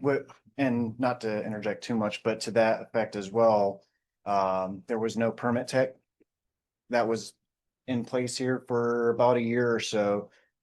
The permit tech's annual salary would have eaten up easily that $9,000. So that is another thing to keep in mind, where that salary will keep it under where it should be. Yeah, my concern is, are we going to flip and go the other way? Right now, basically, we've been collecting a little bit more than we should have. We're reducing our collections a little For bit. audit purposes, at least, yes. Are we going to create the opposite problem at some point in the future? So one thing that we have to do when we change the fee schedules, we have to update the utilization report. Howie has not done one since 2021. So that's one thing we're working on. Even though we're halfway through the year, we're going to update it for as current as we can for this year. But moving forward every year, statute doesn't say it has to be every month, every 6 months, every year. But if you keep it done at a yearly momentum, you can see each year, to your point, am I undercutting ourselves? Am I in excess of too much? Right. And there is state statute 553.80. It does give you the option or avenues of how you can reduce that overabundance, whether it's additional funding for, your permit software system, training for inspectors or permit techs, things along that way. So there are other ways, and then you can also do it to where you do a reduced permit fee for X amount of months. That way you can reduce that overexpenditure. Well, I'm expecting with these developments that are breaking ground now, that this revenue source is going to go up fairly dramatically in the next couple of years. And so the possibility of us missing the mark on it could be exaggerated if we have 4 or 5 times the volume that we currently have. That is true. And we'll keep an eye on it with our new building permitting clerk and reevaluate the fees later in the year if we have to. Could I suggest that as part of the budget process each year, that you bring to the council the analysis that he just mentioned, I'm sorry, the utilization report. Yes, sir. the utilization report, so that we know where we stand on for this Yeah. particular fund? That's a good idea. And we can incorporate that into the budget for this year going forward, because we're gonna have to put the figures in there anyway with our expectations of what revenues are gonna be. Do we, how do we pay Wildan? Do we pay them on a percentage basis or a net? Yes, sir. Percentage of fees, I'm sorry, of, the permit fee. Yes. What is that percentage? I don't honestly remember off the top of my head. You don't know how It's much you about- get paid? It's about. Wow. It's about 2/3. Can we There just are use some, it then? I was gonna say, let's take it down, see if he catches it. there are a couple of fixed items, but I want to say it's roughly in the neighborhood of 2/3, if memory serves. That may be correct. That sounds low, but anyway, okay, well, if we don't know what it is, we can't talk about it, but anyway, so do we have any questions, any further questions for Matt? I also wanted to make sure I was here to answer any other questions that you may have had for House Bill 803. There's been, a few headlines mentioned about it here and there about, requirements for permits and whatnot. I wanted to make sure if anyone had Is, other than the obvious that everybody thinks they pay too much, do you find that contractors that are pulling permits from the town of Howey are complaining excessively compared to other places that you may work with? No, sir, I have not. Okay. Typically also, I There's mean, not too much everybody new thinks they construction. get overcharged. yes, sir. But is it worse for us or about the same as everybody else? I'm also the building official for Montverde and Mascot, and it's something I hear quite often everywhere. Okay. One good thing though, also about changing the fee schedule where it's based off of square footage is a lot of questions are, how much will a permit cost? Well, we can tell them now, when you look at your square footage and you base it off of the fee schedule, there's no question. There's no, well, I think it's going to be this much. You think it's going to be that much based off of valuation. Right. Makes sense.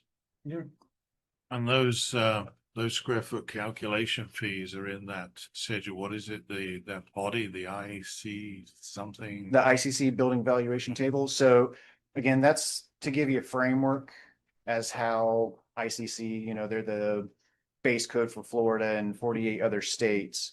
They kind of give you an idea how to build your own job valuation, as well as basing it off of square footage.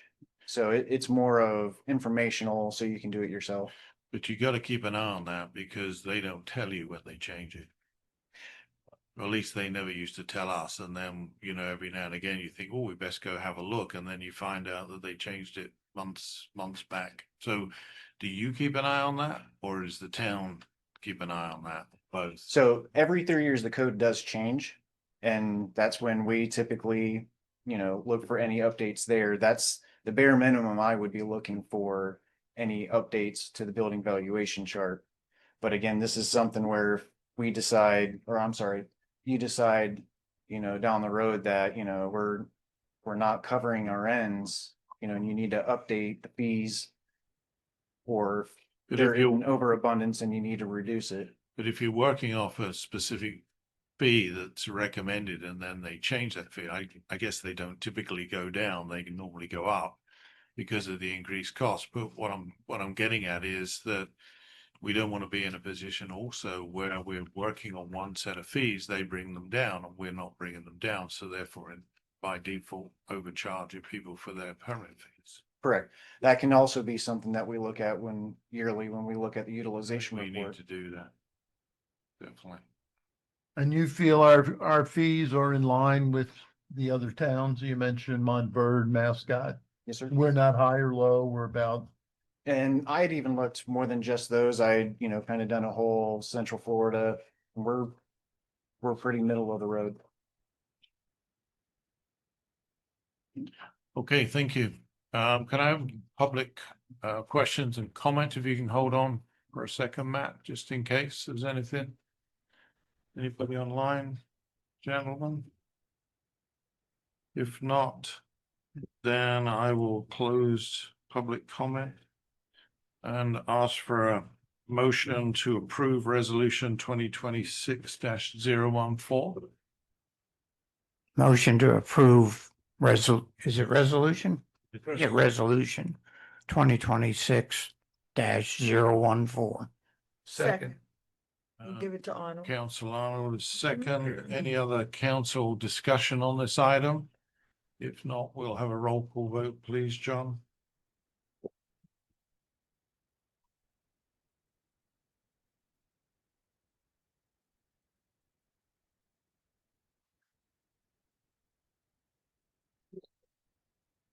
Councilor Lanneman, Yes. Mayor Pro Tem Everline, Yes. Councilor Arnold, Yes. Councilor Miles, Yes. Mayor Wells. Yes. Motion passes unanimously. Thank you for your attendance, Matt. Appreciate you coming. Thank you for. Thank you, Matt. Let's move on to new business item 5, consideration and approval, Lake Hills PUD tree mitigation agreement. April, take your it. Yes, thank you, Mayor and council members. This item is something that was first introduced at the February 9th, 2026 Town Council meeting.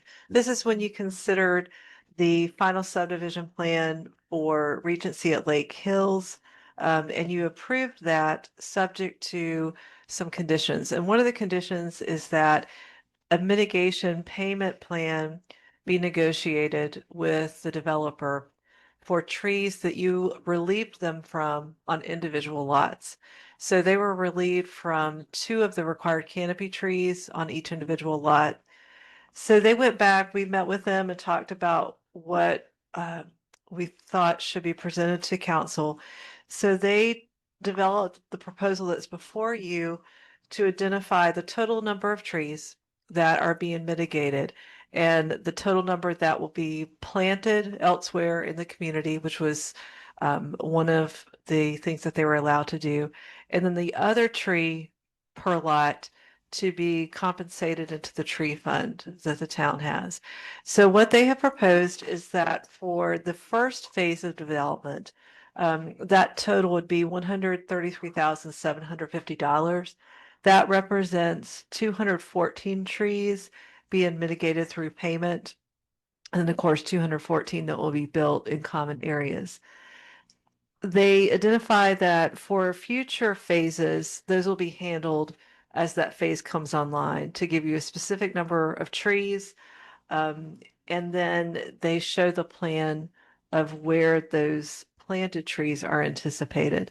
They did provide 2 quotes for tree costs, and they have proposed compensating at a 3-inch caliper rate.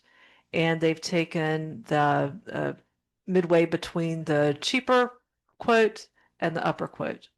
So based on that, staff does find that this meets the intent of the decision by council to allow this mitigation. And we do think it's a fair proposal. The one thing I would say is that with staff's recommendation for approval of this, that if those other phases come online after 2 years from this, that an updated tree cost be presented to council. Yes. And with that, staff recommends approval with that condition. And I'd be glad to answer any questions.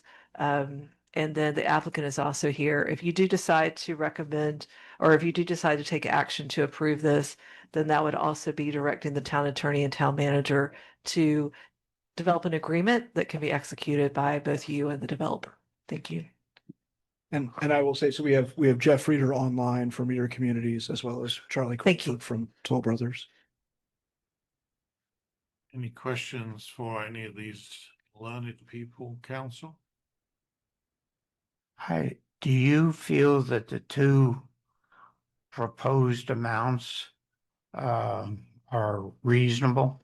Yes, sir, I do. When we received them, I evaluated just based on doing, a search online, what's the standard rate for this type tree in Florida, and it was well within line. Motion to approve. Second. Can I just open this up for public comment? Any comment on this particular item?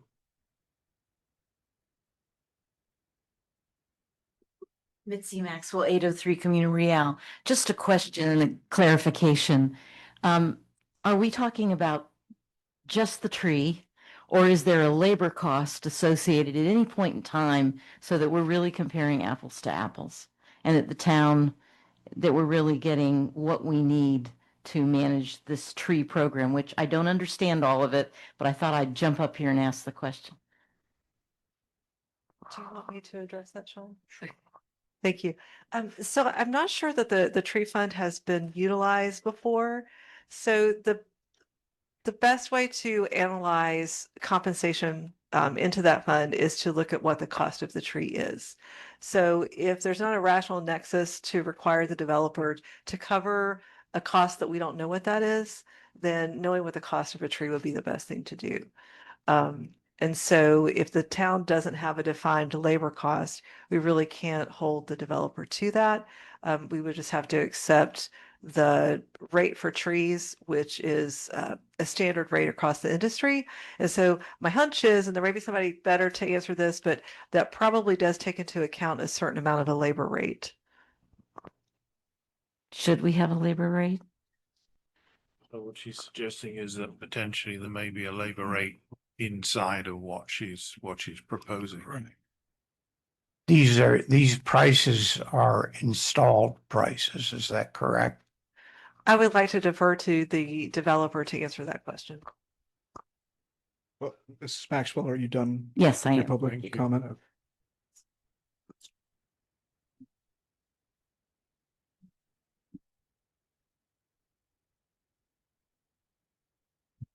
Hi, everybody. My name's Charles Crawford. I'm with Toll Brothers. I live at 8186 Blue Star Circle in Orlando.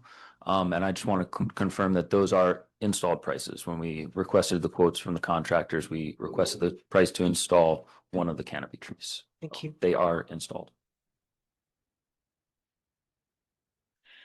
All right, any further public comment? Anybody online? No. Then I'll close public comment. We have a motion and a second to approve the mitigation agreement. This is money, so we'll have a roll call vote, please.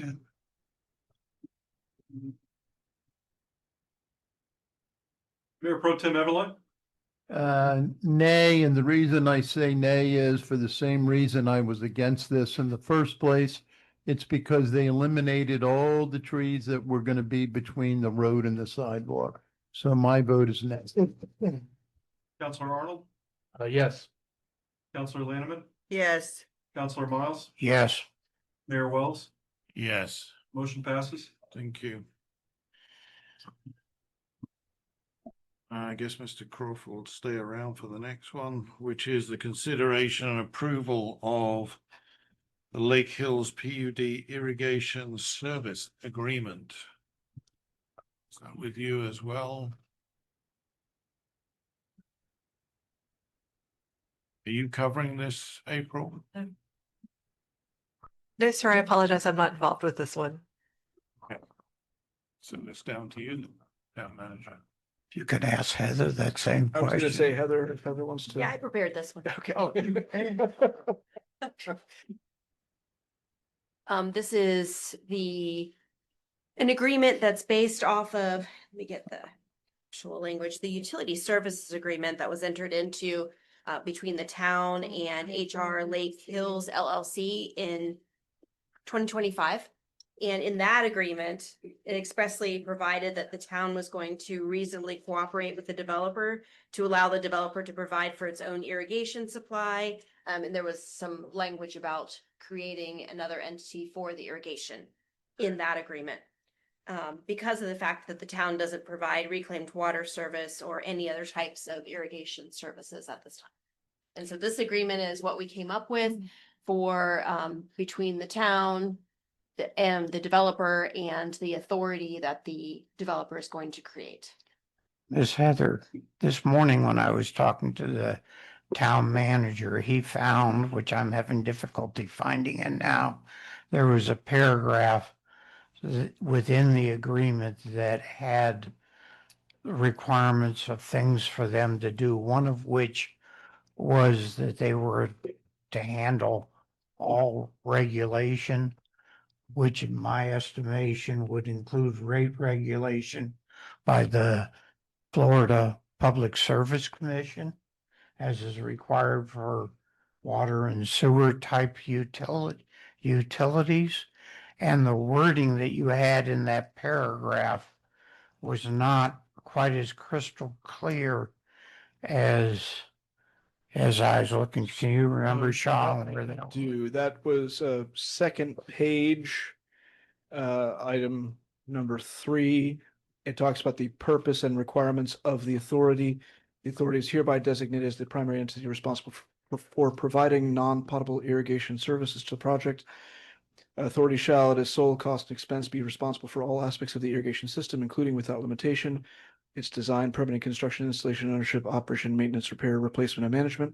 The authority shall perform all such activities in strict compliance with all applicable federal, state, and local laws, statutes, ordinances, codes, rules, regulations, permits, and approvals, including all requirements of any applicable consumptive use permit. And That's shall be on solely page responsible. 2, what paragraph? That was number 3. Paragraph 3. Yes, I see it now. Could we put in parentheses after the word compliance in the last sentence of that particular paragraph to include rate regulation by the appropriate authority, including potentially the Public Service Commission? So there's a specific exemption in the Public Service Commission statute, which exempts this type of agreement. It's in 367.022. It says there, it exempts non-potable water for irrigation or fire flow purposes in a geographic area where the potable water service is available from a governmental utility or private well, or privately owned utility or private well. So it's actually exempt from that. But by the state of Florida? sure, it's not subject, in other words. Should the town then rate regulate it?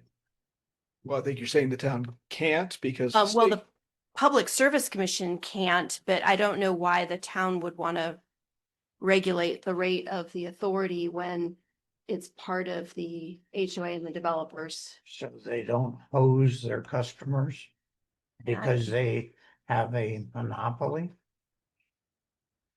I think. Part of the CDD agreement, isn't it? Correct. I mean, I They think can't that's do anything about it. a private property issue and the CDD and the developer issue. I mean, that's how I would look at it. That would be my recommendation to the town, that you wouldn't. And when you gave them Get CDD into- agreement, that you gave them that authority, charge what they want. Right? Absolutely. That was my understanding. Yeah. That's like trying to get into an HOA business where that, to me, that's not. But again, it's a policy of the town. My concern is this is a natural monopoly, just like electricity or water or sewer or any of the other utilities that are provided. And when you have a natural monopoly, why do we have a Public Service Commission in the state of Florida? Well, they found it important to exempt this type of agreement from the Public Service Commission. So Why did they find? Good lobbying. I was Yeah. just about to say lobby.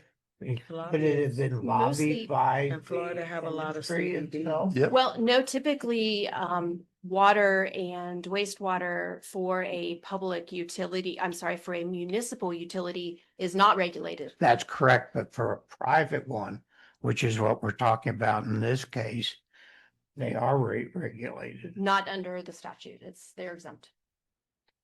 So my only question with this is that, it lists the types: well, surface water, and, if any reclaimed water can be purchased. So St. John's would also govern the number of wells? They need a consumptive use permit from the Water Management District. I And saw that. they were going to apply for that, and they're going to coordinate that. They need to coordinate that with the town, which is actual language from your underlying agreement. And we've put that in here as well, so it doesn't affect the town's consumptive use permit. Right, I understand that. What, the only thing I'm concerned about is if you have 570 homes and they all decide that wells are the way to go, what's that going to do to the upper aquifer? And who is going to oversee that? Would that be St. John's? I understand they're going to oversee the lake portion, the surface water of the lake, but they will also oversee that. Is the gentleman from the developer still here? He is. That he could come up and talk to us about that point, because I share, particularly since this development is right next to water treatment plant number 3, which is under construction. So I'm afraid I'm not able to speak on this intelligently. I don't have the information that the town needs. I'm not directly connected to the CDD for the water treatment or for the irrigation entity. I can tell you, I believe that there's a 70-foot setback for any wells adjacent to each other. So the lot sizes wouldn't allow, in my understanding, wouldn't allow for every lot to have a well in their backyard. So I don't necessarily think that that's a concern that the town would face. Yeah, my concern would be that you dip into the aquifer, which is unlikely because we're in the lower aquifer, and there are other sources that might be easier for you to attain the water. I really think is there any emergency requiring this to be approved tonight? Could we ask them to come back and talk to us about that particular issue as to where they're planning on getting the water from? You know, there are many different locations, but right now we've got 2 wells that cost $1.5 million to drill, that are located right at that corner there next to your property, which will be divided into many little properties. So I think it's an important point. I'd like to table this till the next meeting and in order to get that answered. Again, I probably shouldn't be up here speaking on this matter any more than my own knowledge of wells and what the setbacks requirements are, because we do face that. But hopefully, do you think there is actually anybody that knows the answer? I know you don't, but is there somebody else that knows the answer to this question? Because if we're tabling it to get that information and nobody at this moment in time knows, do you have any more information on this, Morgan? While Morgan's coming up, we do have the hierarchy language in here, but Yeah, I saw that. Yeah, it's not specific, but it does say how the hierarchy of how the water needs to be used. I will say that through their permit with St. John's for their irrigation, there's multiple aspects of it. There's withdrawals from the lake. They have a holding pond, and the only well that they're going to have, which I think it shows it in their plans where they're going to put their well station, is to offset when they don't have enough stormwater, because there's stormwater pond there too, and they can fill it. So that they're not going to have any water wells to service houses with. Okay, so they're not going to be conflicting with our water draw or drinking water. Well, it states though, Morgan, groundwater withdrawn from the upper Floridian aquifer, which shall be used only as a last resort. So it does give them permission to do that. Yeah. No, it is. It's a last resort in their permit, but they have. We're I'm not mistaken. we're in the lower aquifer.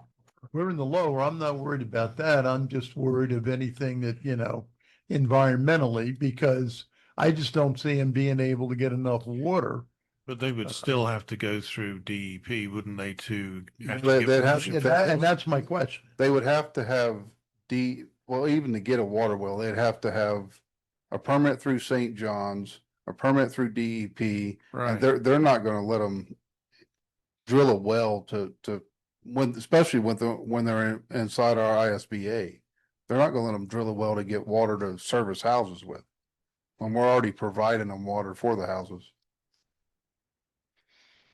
But those two agencies would regulate if they decided, are they actually going to put a well in, or is this in case they just want to put a well in? I haven't seen their permit yet, but in talking to Dean Barbary, who is the developer of this, he stated that in the process going through St. John's to get their irrigation permit, that the well that they would drill is only used as a second phase if they have to offset the water because they don't have enough stormwater, or St. John's tells them that the lake has got too low, so they can't withdraw from the lake. And Morgan, therein is my concern. Is there going to be monitoring by St. John's because I think they're going to have to build a well myself.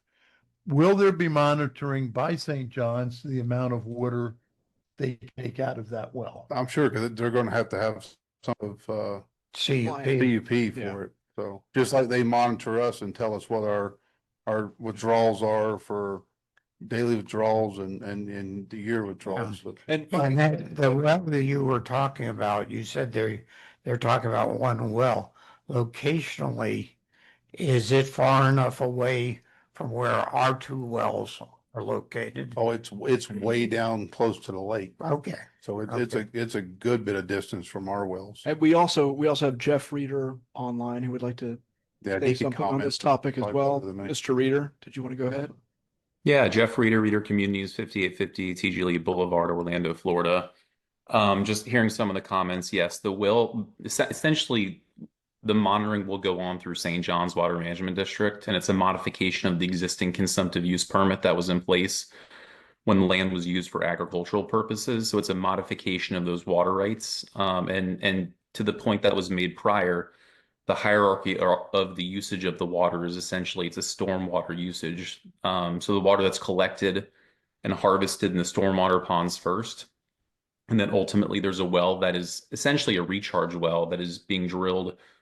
And it's located near Summer Lane Drive. And that essentially it refills from Lake Harris. Then the water is treated and then distributed to the end consumers within the community. So will the individual homeowners be able to have their own well? No, and actually the CCNRs restrict that. So there's one within the community, and that's commonly maintained, and that's ultimately why the Water Management District likes this, is because it's a more efficient usage of water. Okay, thank you. Any other questions for this gentleman? Think so.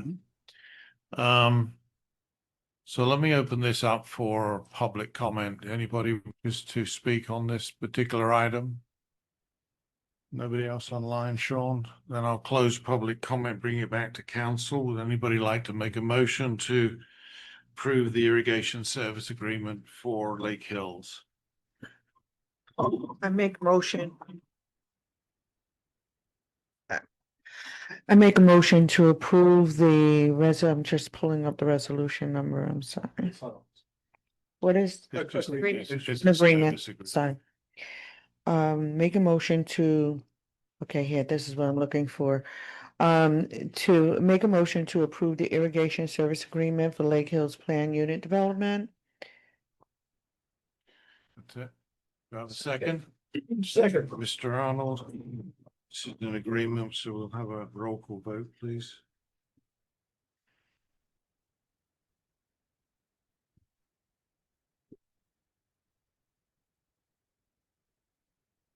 Council Miles, Yes. Mayor Pro Tem Everline, Yes. Councilor Arnold, Yes. Councilor Lanneman, Yes. Mayor Wells. Yes, Motion passes unanimously. thank you. Moving on to new business item 7, consideration and approval of the purchase plan for ERUs. Yes. The CDD. Thank you, Mr. Mayor. So our finance supervisor came up with several charts of cost modeling.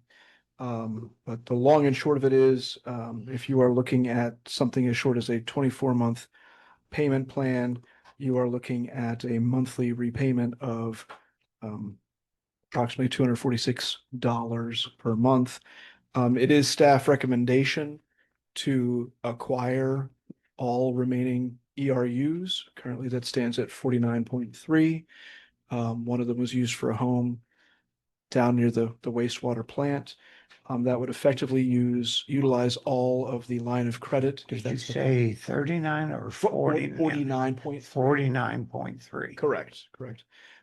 So that effectively utilizes all of the line of credit, and that includes all past RAM fees, interest, past interest, upcoming interest, as well as an upcoming 6 months worth of future RAM fees to be paid by the individuals getting those units. And that's based on the interest if the town were to acquire these units by the end of the month. Every month, interest is recalculated and RAM fees are added, so that number continues to creep upwards.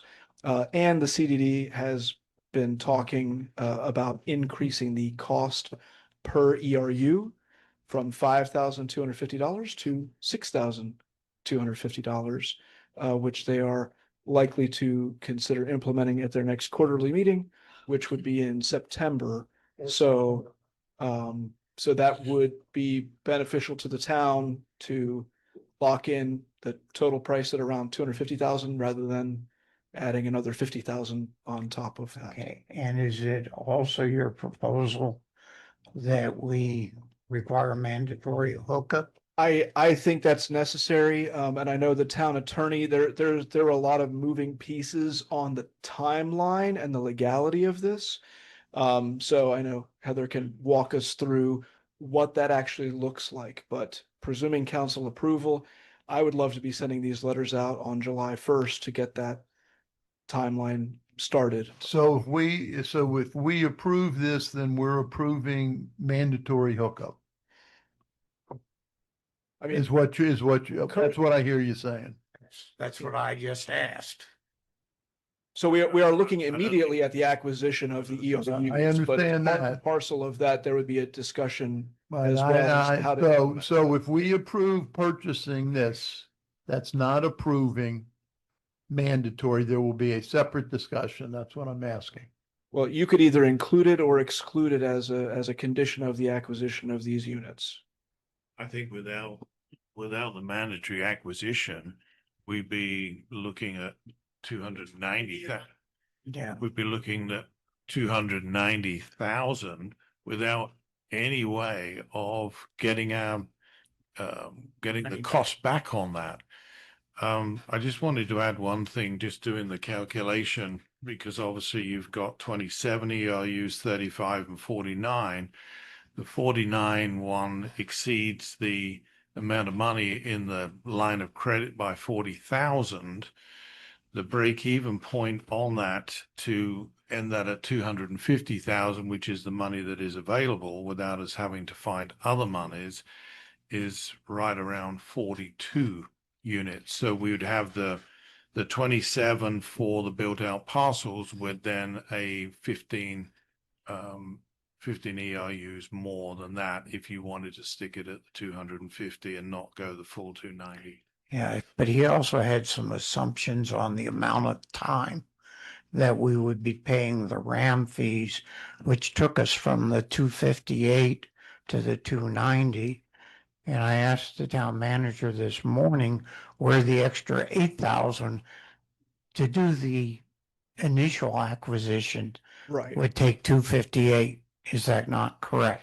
Right. The initial acquisition would be 258, but immediately we could pay for some of those to be out of the water utility fund for the units needed specifically for the new water treatment plant. So in terms of utilizing the line of credit for all remaining units that would be part of the downtown project, that would effectively be a purchase price of under 250. So in essence, in order to recover, we would be borrowing the money from our line of credit.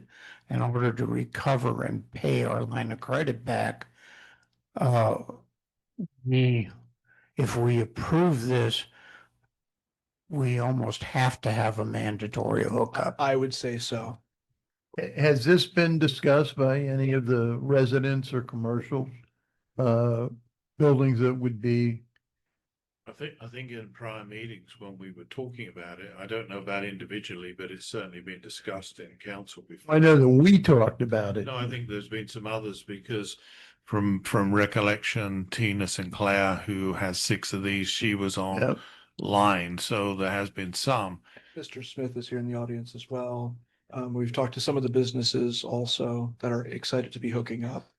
So, But we also looked at the time, and this is something for further down the line, that we would also look to provide some financial help to those people to be able to spread the cost of the burden over a number of years. The difficulty for us is we've only got a small amount of time, less than 3 years now. And I think Oscar used that period in his calculation for the amount of time we would be paying the RAM fees.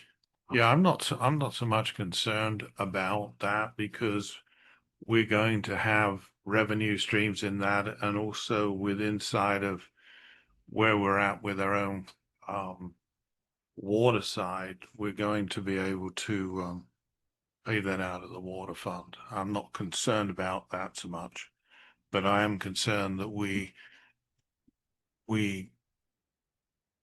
have whether we go for the whole lot or somewhere less than that we've got them so that the remaining water is in our destiny, because outside of that, we're looking at, 1,700 additional ERUs that would have to be just to get any kind of increased capacity. so in that regard, by the time you get a hookup of approximately 27, or use up 27 ERUs, you would be left with about 20. So you would be paying RAM fees, but to your point, Mr. Mayor, you would also have revenue that you didn't have before from the 27 residents that would then be customers, and you would have those in reserve for anything coming up on the downtown. And 20 is sufficient to at least accommodate some growth in that area. When the sewer system was put down the alley about 4 or 5 years ago, it was done with a state of Florida grant, if I recall correctly. And it was before my time, but did that grant paperwork not have a requirement that we have mandatory connection? Well, as far as mandatory, I mean, our own rules say we have mandatory connection, so. Right, if you our wanna have- ordinance says that Right. also. So if you want to have twice as many rules, but I mean, it's a requirement either way. And certainly should have been done, or at least the initial noticing should have been done back then. Now, we have not finalized, though, what the burden would be in terms of payment. We talked about 3.5 years. Now you're saying less than 3. Before I put a vote in on this, I'd like to know Well, I think what that's going to I be. think we have 3.5 years left on the line of credit. Extending the line of credit, I don't think will be an issue. Or alternatively, you take out an additional line of credit if we need it at that point. But I think by the time that the issue for me is obviously with the notice periods that we've got for people to be able to hook up and actually get on the system and have money coming in is a little way down the line. And so by the time they've all hooked up, we're gonna be in a lesser position of where we've got left on the line of credit. It's really where I was going. And Oscar did do the calculations on a 36-month, 3-year payment plan, as well as the 2-year payment plan. In looking at the timeline, it seemed like 3 years might not be an option at all. But I know Heather has been digging into this question So if you could walk us through that. I gave you a more simplified memo based on the specific facts, which are assuming the residents have on-site septic tanks, assuming the sewer is available, and assuming that no previous notice has ever been provided by the town. So I walked through the statutes in there, and my suggestion for proceeding is that the town confirms in writing, and this could be done by your public works director, your town manager, that the sewer is available as required under your ordinance and under the statute. And then the town issue written notices of actual availability to the residents. I don't know what type of work you've done so far with, I wasn't at the workshop. If you had the public comment there and noticed them on that, just to give them a heads up that this could be coming. And the notice that we would send out would say that the sewer is available now for connection, and that the owner is required to connect within an applicable deadline, which you could use your ordinance, which is 180 days. You could use the statute, which is 1 year. I mean, it's up completely at the discretion of the council at this point, because you do have home rule powers to do that, and you do have an ordinance that you enacted, an actual ordinance. And then you would provide that in the notice that a payment option is available. You wouldn't want to start the clock right then. You want to give someone a heads up that maybe they have 60 days or so to start. I would only want to consider doing this on a mandatory basis if we could afford the people a 4-year payment plan. In other words, they could have up to 48 months to do it, which would require us to extend the line of credit for at least 6 more months. But I think because there are a couple customers that have multiple units that would be required to hook up, which could put an unreasonable burden on those individuals.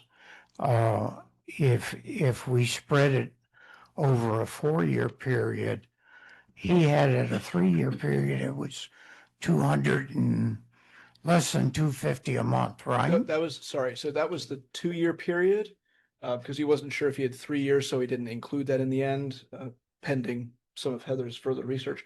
A 3-year period would have been approximately $160 a month for 3 years, compared to the 240. Now, what would a 3-year period be then? Probably half of the 246. It would be less than 160, right? Yeah. So and that would include the price of the ERU plus connection fees? No. So what can be included, Mayor Pro Tem, is in the prepayment and the payment options for the sewer connection charges. If you flip over that sheet that I gave you, you can include hookup fees, tap fees, capacity charges for readiness to serve, and administrative fees for permits and inspections. What can't be included would be your ongoing monthly service charges, or impact fees. So that there's only How about the cost of disposing of their septic tank, of filling it with dirt or whatever is necessary in order to render it? I'd have to look at the law and see if that could be included in that payment. Yeah, I see 3 main, there's a construction cost to run the line from Right. their building out to the main line. And there's gonna be the actual cost that we pay to the CDD for their connection fee. And then finally, there's gonna be the cost to inactivate their septic tank. Now, if we look at the town prorating the cost of that, that at least doubles, I would say, the cost of what we're looking at with the line of credit, meaning the acquisition of the ERUs is approximately 250,000 or $5,000 per home, roughly. The tap-in fees, decommissioning, those kind of practical things that would go to a third party would probably be around that same $5,000 figure in additions. We did this at Green Acres with a larger group of people. It was water, not wastewater. but we provided them an option for a fairly lengthy payback period. One of the things we found was a surprising percentage of the people paid it off immediately. They didn't, in other words, they didn't do a payment plan.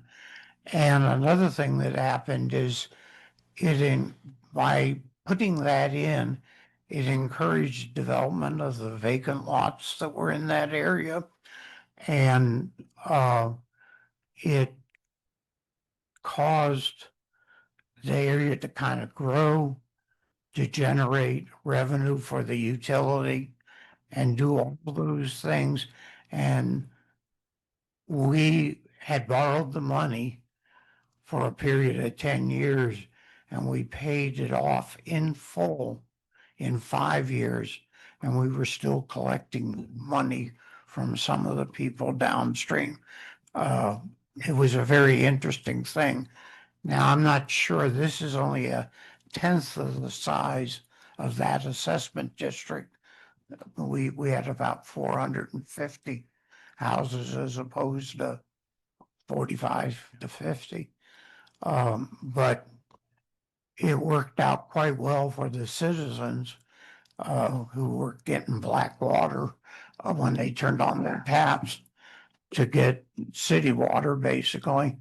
And I think this would be a good thing for the individuals involved.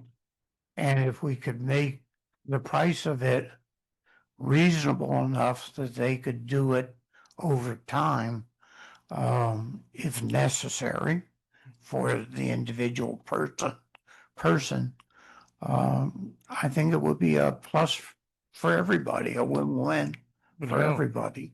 How are you going to finance it? Because if, as Sean says, the cost of the hookup to the house, the decommissioning of the tank and whatever is, let's say it comes out to $5,000 per house, then on the basis of these houses, we would have to pay that money up front in order for that work to be done. And then we're suggesting we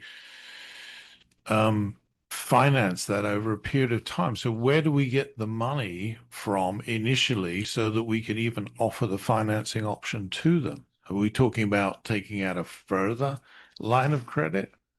Because we're going to use the 250 That's that a we have. possibility. The other thing is, I'm not so sure what we're talking about doing is running 100 feet of 4-inch pipe from the house to the street and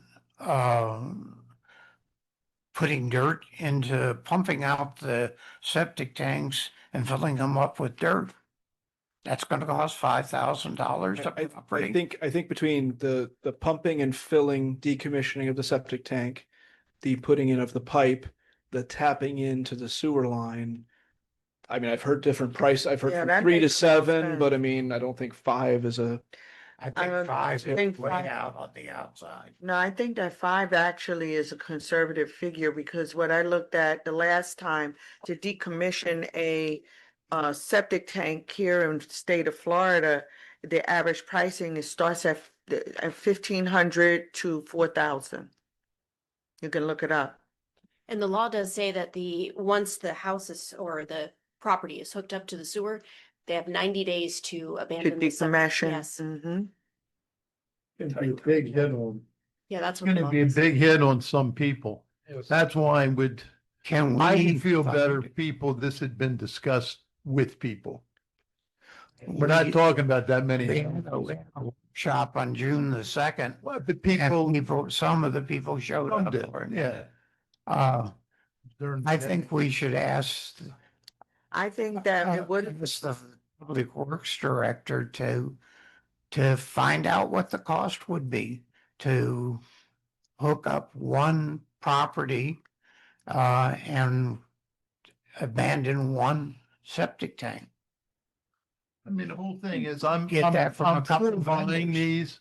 I'm not for sticking people with a big bill that people are gonna have. It's some people, and it may not be anybody. I just think we Right. should talk to them. I think before we make a decision on this, we should find out what the cost of the connection would be. In addition, we already know the cost of that we have to pay the CDD. Let's find out what the other costs are. And instead of saying, I think it's 1,000, or I think it's 8,000 or 5,000, let's have Morgan talk to people, get quotes from 3 different companies as to what it would cost to do that for a property. And then, okay, so do we want to, we could do the research on the second, we'll call it the secondary costs, or the construction costs, I guess we could call them. Yeah, that's what I'm talking about. But there's probably vendors out there that work in the sewer field that would do a soup to nuts on that. They would abandon the septic tanks by pumping it out, filling it, and running the line from where the connection to the septic tank is out to the street. So, but as far as the fund, and for the sake of argument, it's gonna be some number above and beyond the line of credit. Let's find out what that number is and multiply it times the units that have to be done. And in the meantime, do we want to work on acquiring the capacity while it's at this price point, or do we want to wait until we have a full solution? Well, we have till September 4th. Is that when their Well, meeting is? Yeah, but I think that that is not a good business strategy because at that time between now and September, many things can happen and those ARUs is our future for this town. And it's not gonna be, any cheap, I mean, the interest is It's not- accumulating and they can raise the rate, so it's not Absolutely. saving us anything to wait. I mean, when we talk about it from a business perspective, and I know that these 49 point units are needed for the growth of the town, why wouldn't I increase it? But see, this is the thing about kicking cans down the road, because I recall about 5 or 6 years ago, something like this was supposed to have taken place, whereas septic tanks, there was a grant of some sort that came through and it wasn't acted upon because there were individuals that did not want to come off septic and that the bill that would be incurred from it. So what we're seeing now, almost 5 to 6 years later, that bill has tripled now to the homeowner that need to convert from the septic to sewer. But to go to sewer is super important because septic tanks, there should not be any more septic tanks allowed to be installed or put into homes here in the town. That is not we have a lake. This is an old conversation that now has met us in 2026. I recall it. So what you're saying is you would move to approve this. Position. I would definitely move to approve the acquisition, but what I need clarification on is 2 points. And those 2 points is that I need to understand about where I'm seeing past due RAM fees plus the interest, and I'm not as clear as I'd like to be on that. Right, so that means, ever since the agreement was entered in for the 1,600 units, so RAM fees were charged every month on those units. So if somebody bought them that day, What is the monthly amount? No. well, $6 per right? unit. So whether someone, let's say a developer bought them that day or waited a year to buy them, they had to pay the RAM fees accumulated, or after they acquire it, they still have to pay a monthly bill.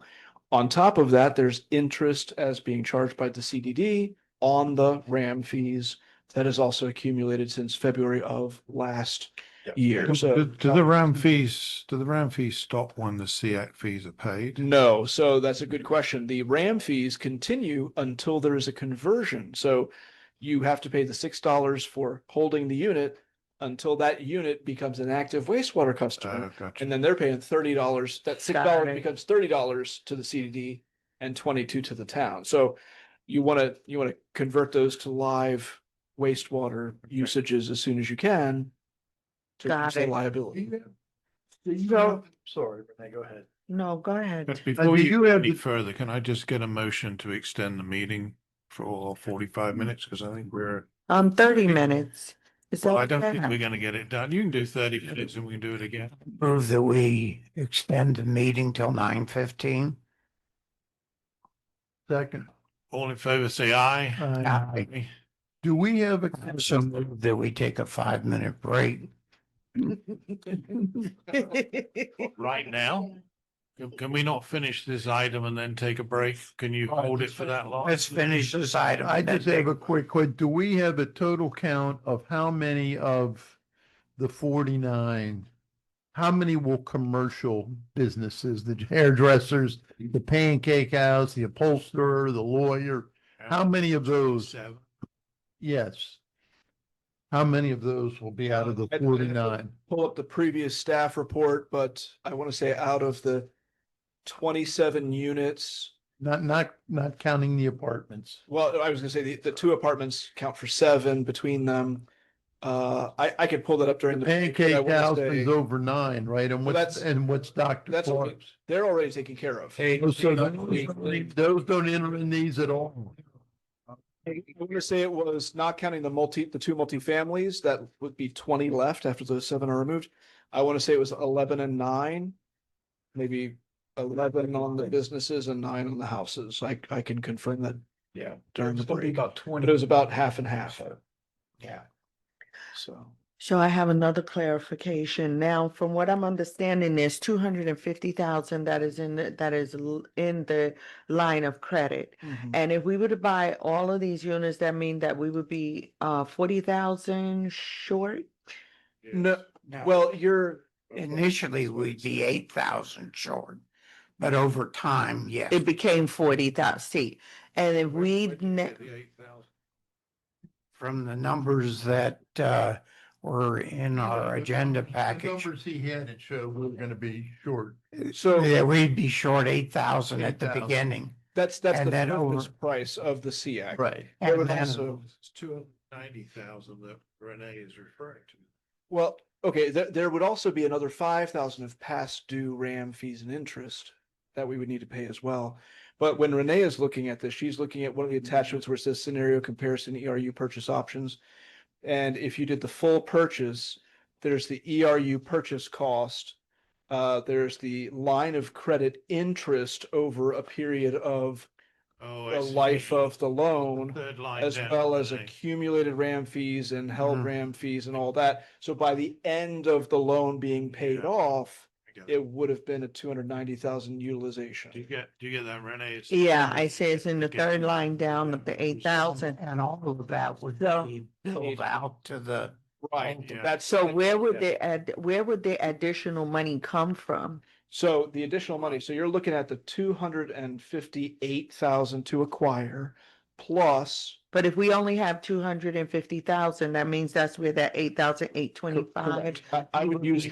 Wastewater. Right. Yeah. So we can do that out of that wastewater reserve. Okay, got that check. So now when we get past the third line and we go line 4 through the 1, 2, 3, 4, the other line, the 7 to line 7, that's $20,000 amortized at 5.3% over the 36-month period.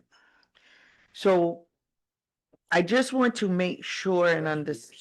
That's a worst case scenario, because if you take some that you're gonna connect up, let's say as soon as you connected up 10, then obviously you're Of gonna course, get the that money will come back.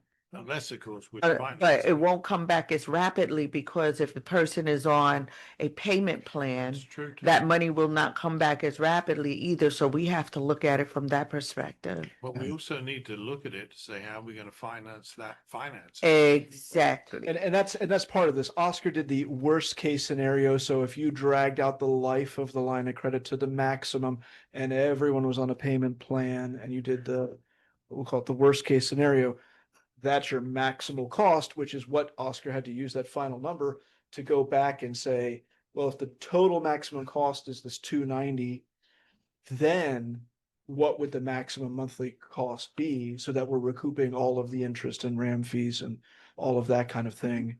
during the life of the loan. So that's the maximum end of life, highest number possible. But that's just to purchase the ERUs. Well, that's the CRUs and hold them for a period of time. But I Let me- think that let I'm me in throw- agreement with Let me throw a Anthony. motion out. Let's beat it up. Motion to approve the use.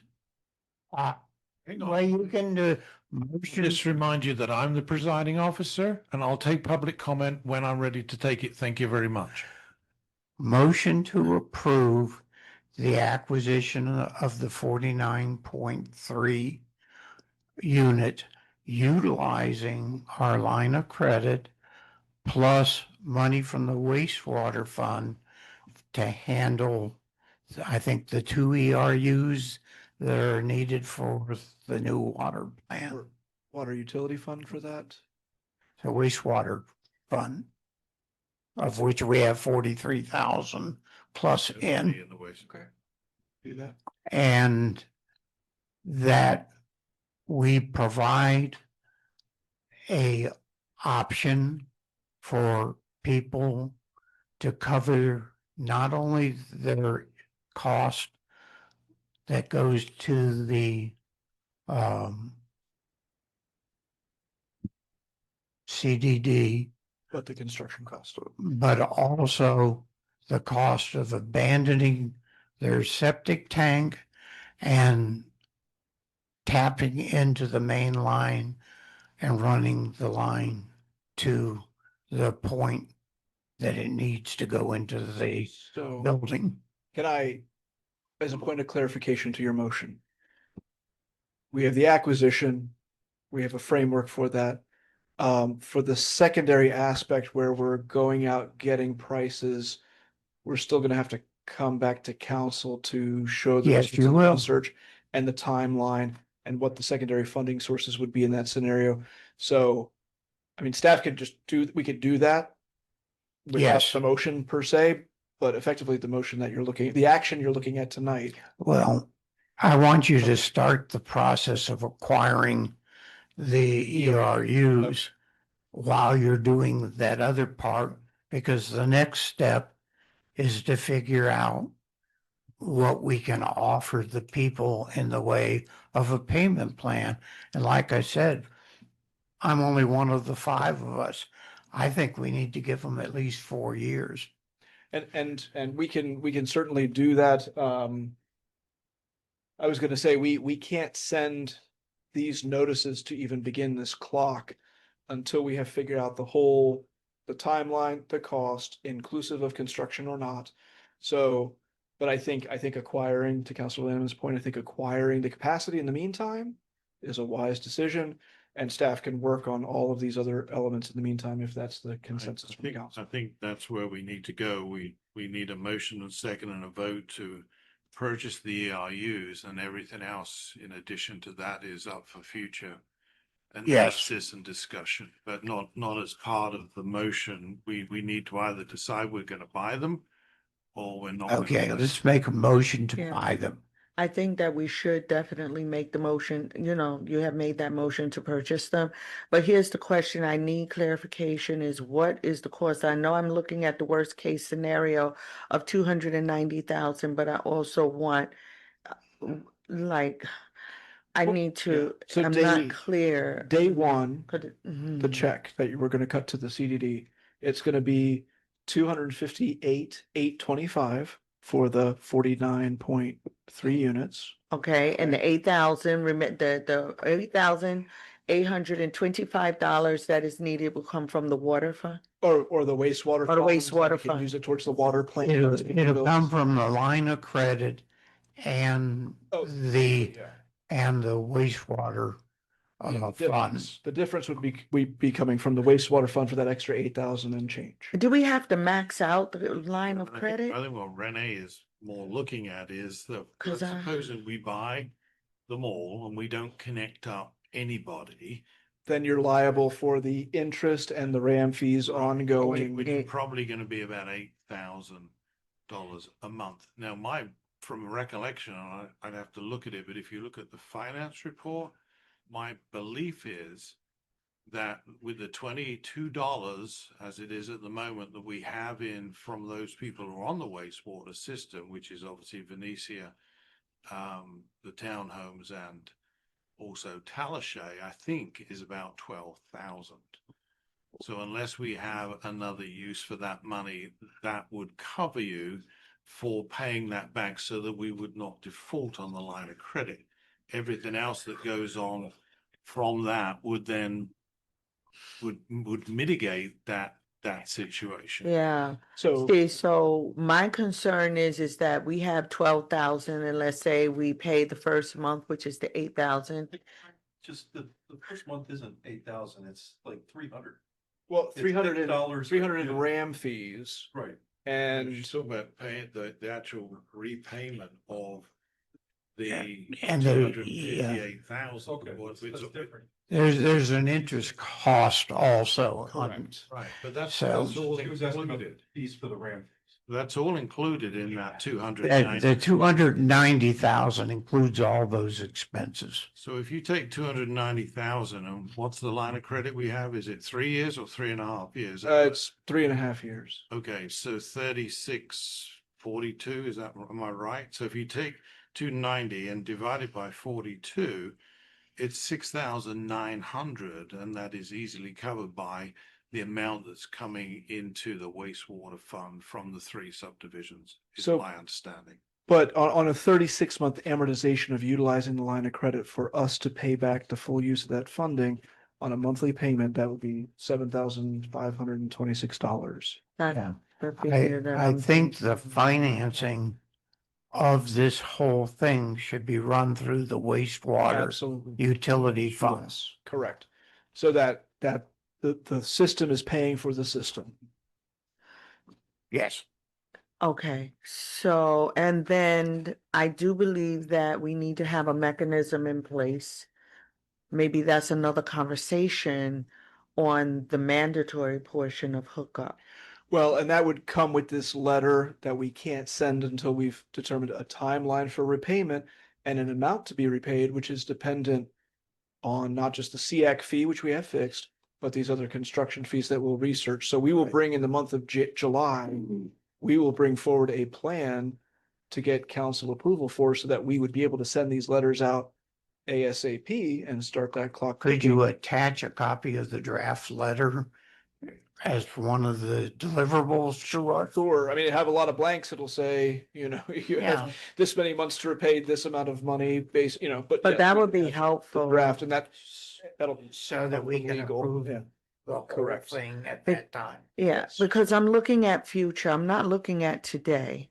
It may seem like, I mean, I'm not happy about this amount of money, to be honest, and I'm definitely not happy with maxing out the credit lines. I just don't believe in maxing out credits, but that's personal. But this is definitely important to our future as a town and to be able to call our own future. My saying is better to have a seat at the table than to be on the menu. And that is for people to pick on us and tell us what we can and cannot do. I agree. That So figure I is second 11,000, who, 11 to 12,000, Renee, is what we have in monthly figures coming in revenue for the wastewater part of the town's part, not the part we pay to the CDD. The Right. part the town keeps. My motion to repeat it is to acquire the 49.3 ERUs from the CDD. And the source of funding for that would be the line of credit plus the wastewater utility fund. Do I have a I second? still second. You have a Mhm. second? Yeah. Open it up for public comment. No, we have a motion second.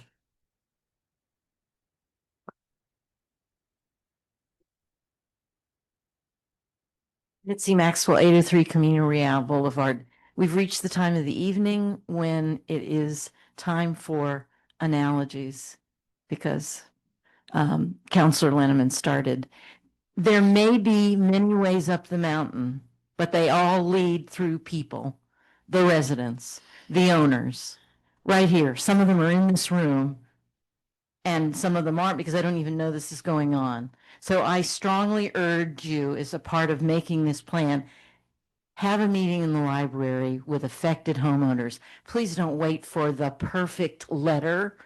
This is like, waiting till the 11th hour. Most homeowners don't know what the word sewer means. Some do, but why can't we be in front of this for once as opposed to at the end? This motion is for us, the council, to agree or not agree to purchase the ERU. I understand. Everything else that goes on after this, Mitzi, is up for future discussions, not at this meeting. I understand. This is my public comment. All right, thank you.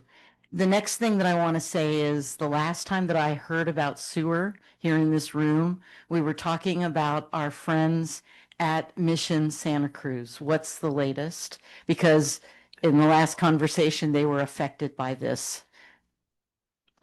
So there's nothing new in that front, except to say that we have been talking to On-Site for multiple reasons, actually. And we did direct On-Site to reach out to the Santa Cruz group, because being relatively far away from possibly an engineering perspective, they are quite likely to benefit from using On-Site to replace their ailing septic systems, rather than trying to engineer something that might not be possible. But that would be their decision. That is their And decision. are they even aware that a decision is coming or needed, or can we signal our lane change somehow? So yeah, so we've talked to the On-Site people and they are reaching out directly. We just talked to them. But the town isn't talking to the We have residents of not Santa met Cruz. with the residents of Santa Cruz to see if On-Site reached out to them, but we will. Okay, I'd appreciate that. Thank you.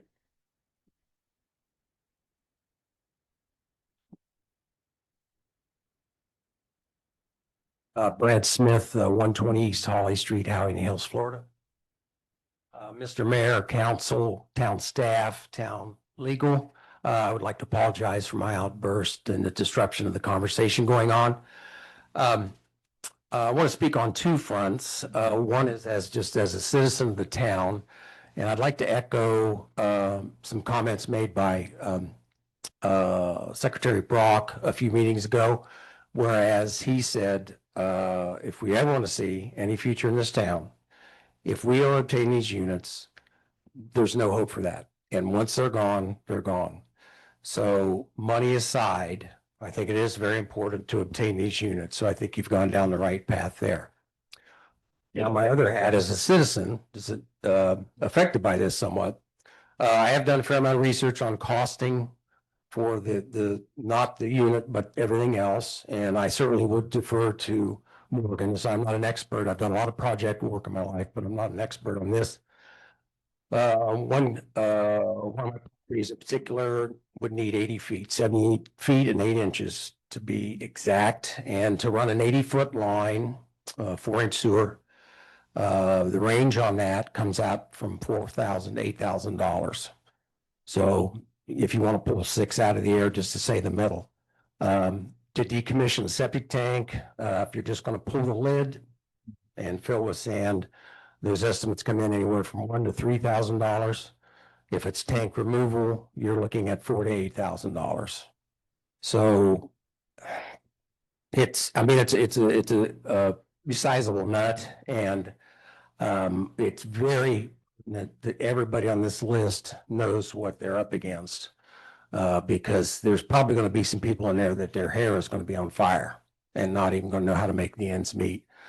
As far as the contractor portion, I know the town's talking about being able to get those costs and negotiate it and roll that into the payment plan and all that thing. I personally look at that, and this takes onus off the town actually, but I look at that as if I'm hiring a contractor for that hookup, that's my responsibility to take care of that, to find that person, negotiate those costs or whatever. Now, where the town may help out somewhat would be economies of scale. If there are, I don't know, 3 or 4 contractors who do that kind of work, if we can negotiate and say, hey, if you come in here, you'll do 8 of these in a row. It might get the costs down for the individuals that are involved in that. But I think you're opening a can of worms trying to shove that into a payment plan and come up with additional monies to cover that, things like that. Not not trying to hurt any my fellow neighbors on this list, but I look at that as my responsibility. Anyway, my time is up and I appreciate your time. Thank you. Thank you, Brad. We have someone online as well, if there's, oh. Let's have a quick comment. Diana Baloo, 1005 North Tangerine Avenue, Howey-in-the-Hills. I keep hearing the word mandatory, and I understand that, why you need to do that. But just make sure that the new residents of Howey know what they're going to have to be responsible for, because like everybody says, it can be a real shock to somebody when they don't know what's coming their way. Thank you. Who have you got online? Okay, but can you hold for just 1 second, Morgan? We have one person online. Yeah, go ahead. Go ahead, Fran. Good evening, Mayor and Town Council. I don't know if my hair should be set afire at this moment. Does this include my residence? No.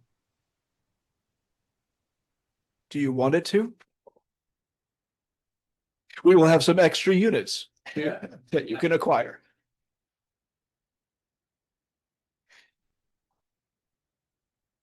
Brian, are you still there? I guess you got our answer. All right, so at this moment, then I believe we have a motion and a second to go ahead and. Morgan. Sorry. Sorry? Go ahead.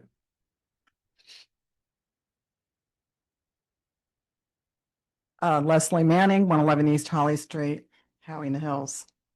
Council, Mayor, in all due respect, this has been an ongoing saga in this town for many years, and I'm exhausted.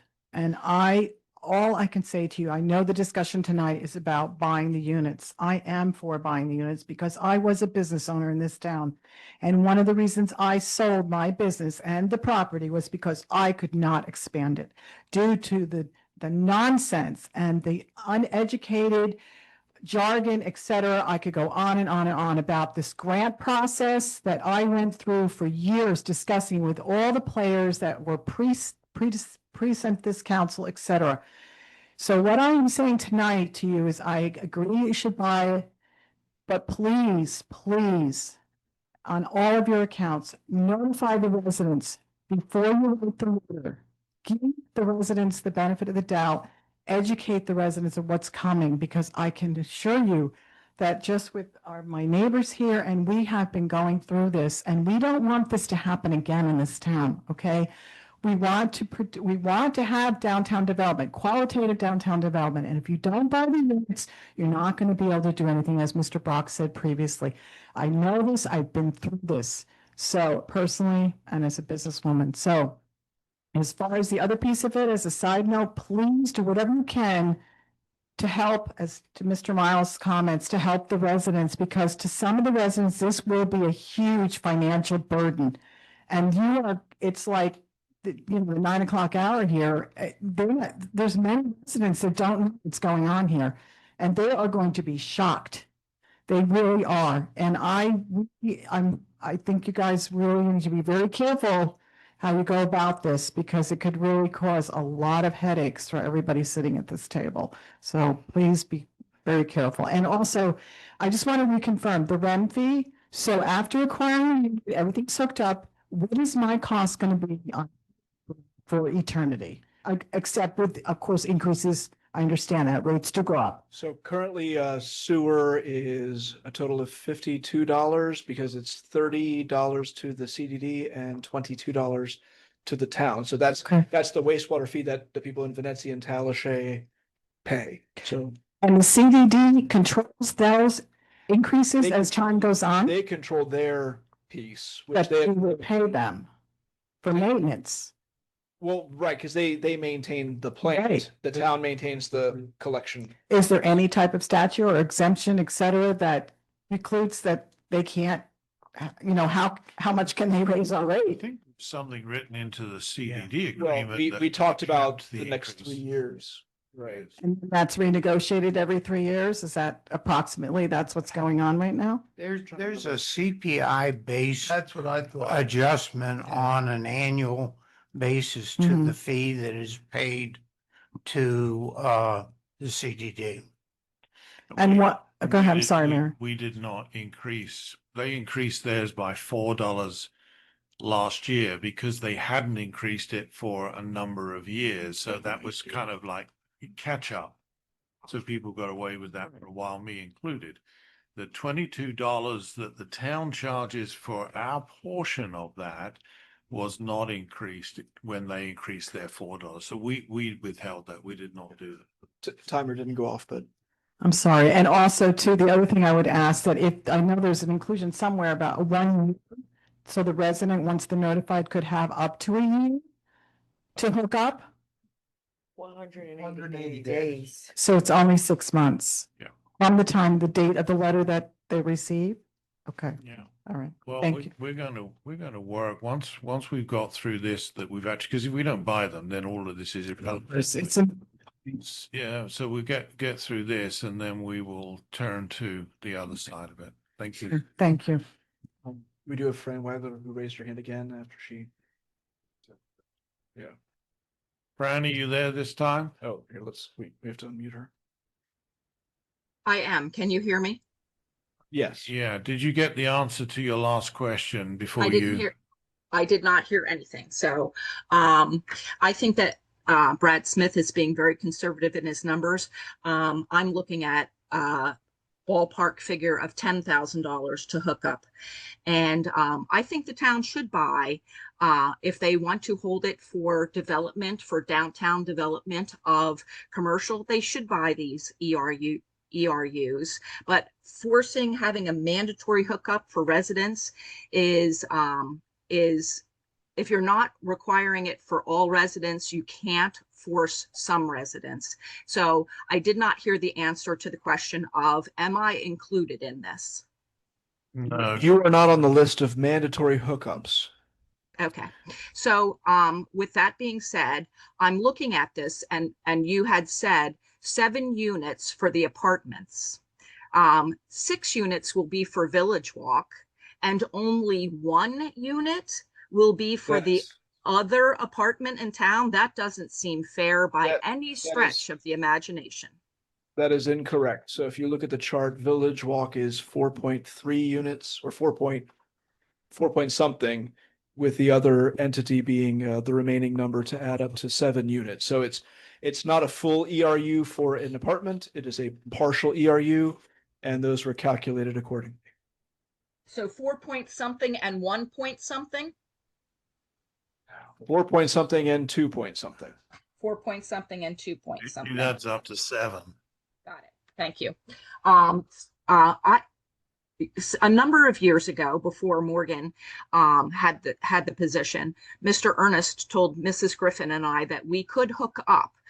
It was an option for us, and so the next time my plumber was out, I discussed it with him, and he told me that most residents to hook up would need a grinder pump. Now, not Talashe or Venezia, because they're all hooking up, but like if I wanted to hook up from my residence to the pipeline of sewer, I would need an individual grinder pump on my property. And right now, Public Works has one across the street for pushing theirs. So that's another consideration.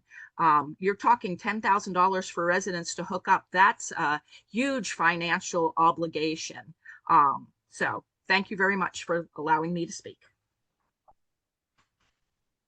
Thank you, Fran. Morgan? I just want to say a few things.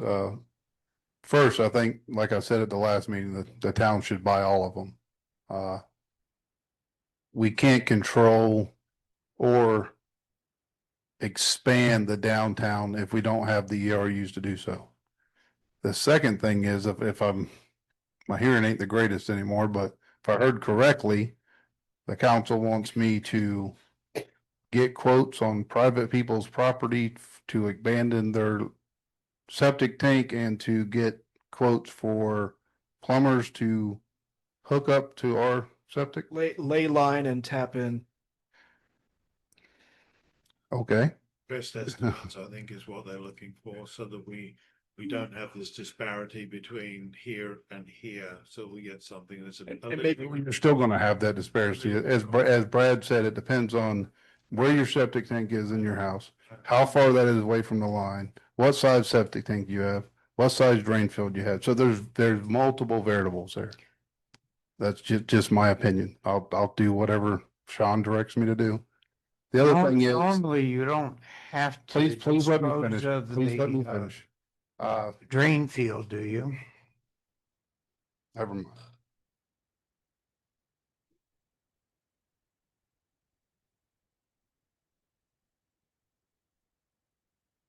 All right, let's, well, that's for another day anyway, so let's push this on, because now we've got approximately 15 minutes before we extend the meeting again, and we've still got a couple of items to do, so we have a motion and a second on the table. This is money again, so can we have a roll call vote, please? Sure.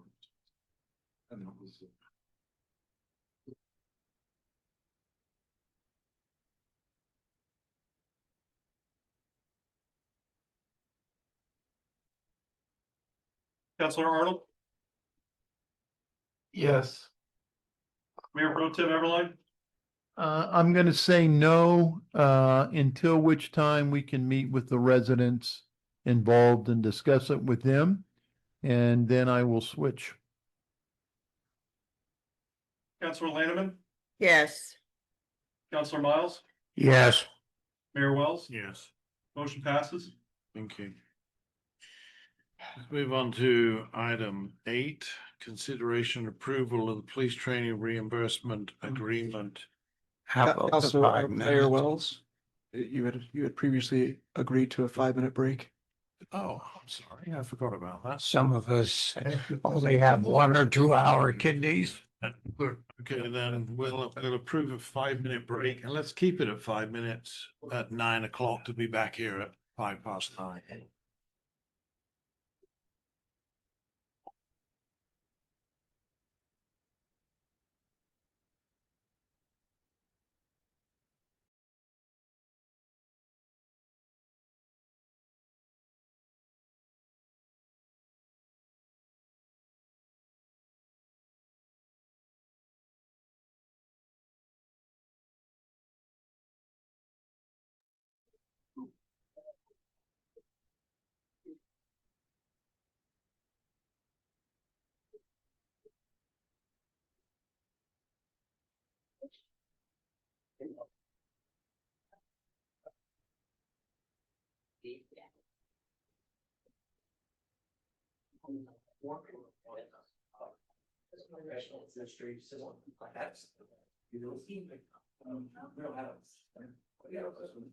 How are you, Heather?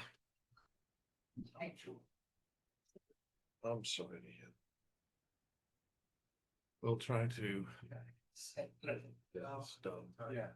We've only got two items left, plus department reports, which is under the town manager, and then council comments. Town do water outside of the operating areas. It's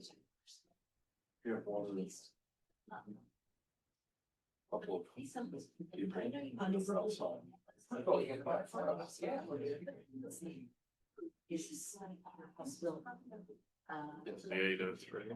No, 14 knots now. Reports of this is down for the races.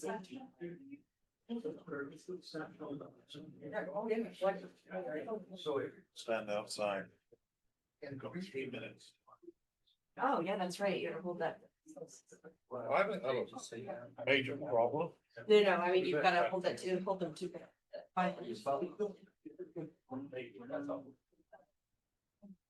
That's. Because our house is over there, so close. Yeah,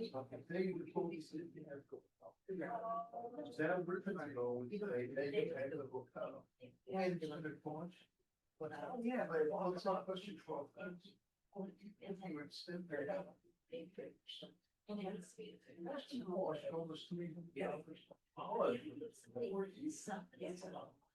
know.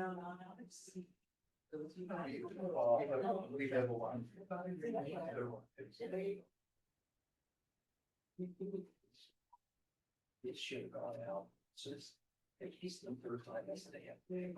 Workshop about it and it should have gone out months ago to everybody all that should have. Say safe and.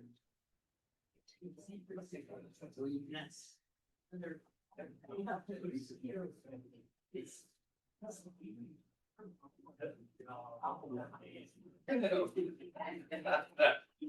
Let's see, come on.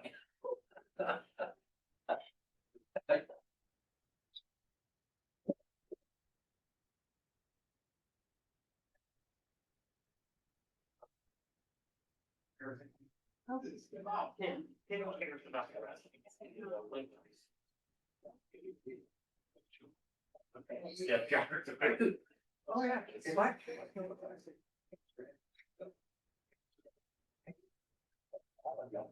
Gotta make it a rebel house or something else like. Oh, man, that's a tradition. Yeah, that's right. Over here, talk about it. It's like.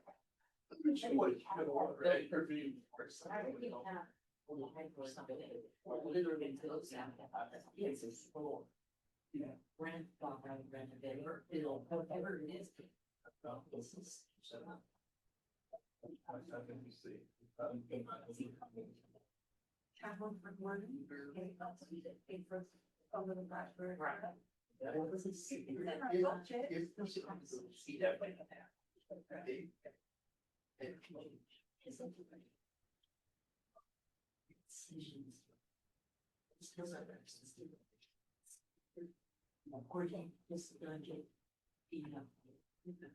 It was a good, good HOA meeting the other night. Yes.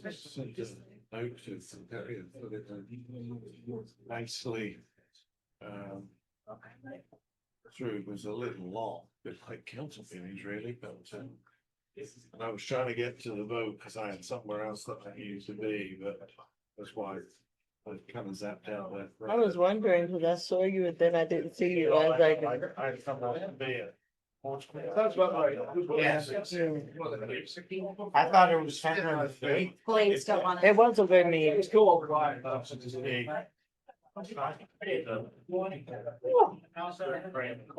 It's freezing here. It's relative to the mugginess. It's freezing in here.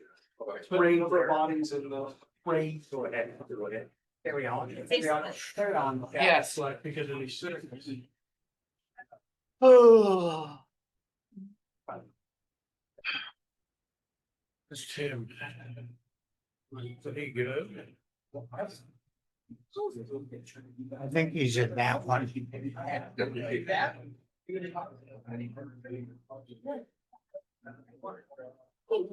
We got electricity on a time.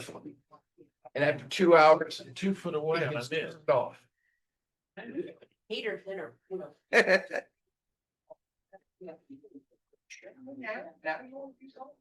Montverde, yes. Yes. They have a chef come in. They only have it once a month. So nice. And they have steak. Maybe we could put that in place if we go past 9 o'clock. How about that? They just do it, and they do it for everybody. People turn up, eat, and then don't even bother to attend the council meeting. How rude. That's smart. Who does that? Montverde. Montverde? All right. And they only meet once a month though. And that's right. They only meet once a month. And it was costing him, when I was there, it was costing $350 a month. It's terrible to feed a cow. Certainly good attendance though.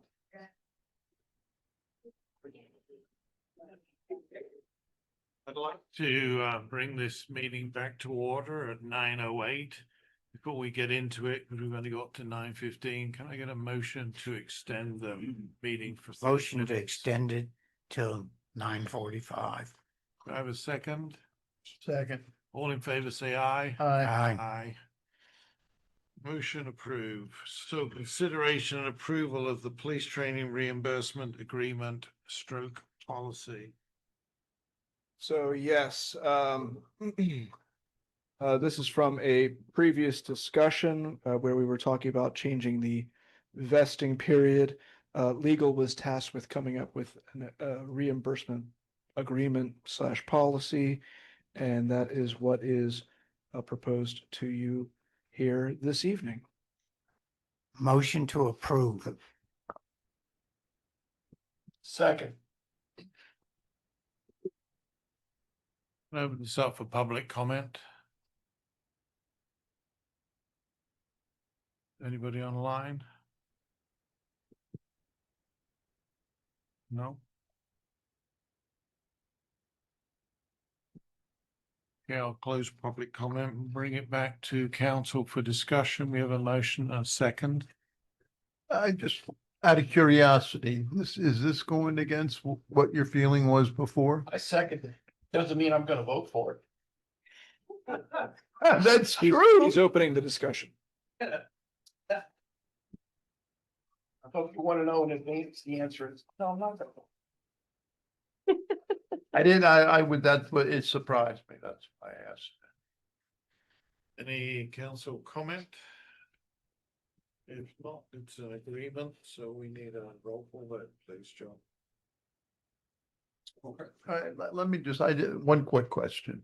So this would only be in effect, there would only be a reimbursement if there were costs incurred at the Institute of Public Safety?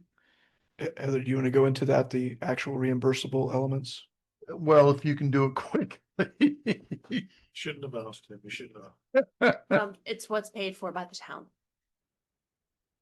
Well, but I mean, Outside training. for outside training, not for training we do here on the job and so forth, or for any of their gear or any of that stuff. Bless you. Yes, and this is the way that our employment lawyer said this should be structured to be defensible by the town. There are other towns that have this. I mean, if she didn't ask that question. I am not aware of any other towns that have this. So the implementation of the agreement that I see is the town would have to sponsor someone to go to the academy ahead of time. Prior to even, anything else. So Right. we would have to sponsor them and then pay for them to go to the academy. And then they would And owe us for the cost back. The FTO training, which is the training by the field training officer, which is a Howey Right. police officer, Right. is not Part of this. part of this. Correct. And aren't there classes at the Public Institute of Safety that are free? That I do not know. I could not answer that. Right now, it's being paid for by the state. Right, so not by the town. Correct. Yeah. So in essence, they're free to the town. Correct. Yeah. Okay. And here's, John Batchelor, Howey PD. Just to clarify what she's talking about, the actual and what Brock spoke about, when you recruit someone, you send them to the academy to get certified. That's not free. There is some career enhancement training, such as radar, that they will offer for free. Field training programs, depending on grants, they'll offer for free. But the training that she's specifically referring to is the certification of the officer that is not free. So, okay, so we're sending potential officers to the Institute of Public Safety to get certified. And we're paying for their certification. And then some of these are leaving a year later after we've paid to get them certified. Is that? So as far as I know, the town has not sponsored anybody through the academy. This would be in the future. So an example that I gave the town manager would be, say we have a robust explorer program. And we have a couple of explorers that, we mentor and they're town residents and maybe we want to offer them an opportunity to work for us. We would then sponsor them through the academy. At that point, this contract would be applicable. Now, whether I agree with it or not is one thing, but At that point, it would be out. Okay. Will this enhance or detract from your recruiting and retention? I think it would detract. Thank you. Okay, we have a motion and a second. Any public comment on this particular item? We already did. Yep, already did. Yes. Well, thank you for pointing that out. So we don't need public comment. It's an agreement, so we'll have a roll call vote, please. Counselor Arnold, No. Counselor Miles, Yes. Mayor Pro Tem Everline, Yes. Counselor Lanneman, No. Mayor Wells, No. motion fails. That was fast. All right, item 9, consideration and approval of the Florida League of Cities annual conference attendance. So yes, this is kind of two things related to each other in a way. But this is to consider attendance by elected officials, potentially staff at the 2026 Florida League of Cities annual conference, and to designate one elected official to serve as the town's voting delegate at the annual business meeting. So I mean, they are separate, but they very much are related. So this is coming up mid-August in Hollywood, so it's not as close as it has been in the past. It is nice, certainly very beneficial, more than nice to have someone attend. This is a relatively pricey conference as far as short conferences go. There is funding available in the legislative budget, certainly to cover at least certainly one person going. But including the additional money for mileage and per diem. But this is for council's consideration to talk about, do we want a representative to be sent, and who do we want to be the voting delegate? Yes, and I nominate the mayor. What day is the business meeting on? Of the 3 days, it says Saturday, August 15th. So the last day. I'm a big proponent of this conference, and I think staff should go, but I do think when they go, every other year it's in Orlando, and it would be a lot less costly to have them go to Orlando. I would like to attend the one in Hollywood, and I would be willing to pay for my own lodging, my own per diem cost, and gasoline, so the only cost of the town would be registration. So I'll just throw that out there. Which is the 650. Oh, was it 650? Last year was 350. Yeah. Yeah. Went up. Wow. Wow. And don't forget, Tim, you're lodging down there now. I don't know if you know anybody in Hollywood. Oh, I know people. Okay, because the hotel is like $205 a I night. get relative. And then you have your daily parking, which is another $44 per day, et cetera, et cetera. So I had looked at this, and I am willing to go, but not the town would have to pay. That's the way I look at it. So, and if it's a matter of whether or not one person, two people go. I don't know whether staff has any intention in this particular one, but I think we should pay for the mayor to go. Yes. Yeah, I don't have a problem with that. And I think he should be our voting representative. Don't have a problem with that. okay. Is that a motion? I'll make that a motion. I move that we pay for the appropriate amounts for the registration, per diem, and hotel, and Sundry travel costs. and other costs that are directly related to his attendance, and that the mayor be nominated to be our voting attendee. Second. You guys. Would you also be including paying for Mayor Pro Tem Everline's registration? If it's $650, I won't go. I didn't realize it was that expensive. Based on what he offered to do, yeah, I think we could pay the $650 for him to attend. He just wouldn't be the voting member. Is that your amended motion? Yeah, Amend my motion to allow the mayor pro tem, Everline, to attend, but we would only cover the registration cost. Second. Okay. So we have a motion and a second. Again, it's money. Can we have a roll call vote? Oh, is there any public comment on this item? Anybody online? No. I'll close public comment and come back to a vote, please. Counselor Miles, Yes. Counselor Lanneman, Yes. Mayor Pro Tem Everline, Yes. Counselor Arnold, Yes. Mayor Wells. Yes, Motion passes unanimously. thank you. Department reports, you have something? Keep it very brief.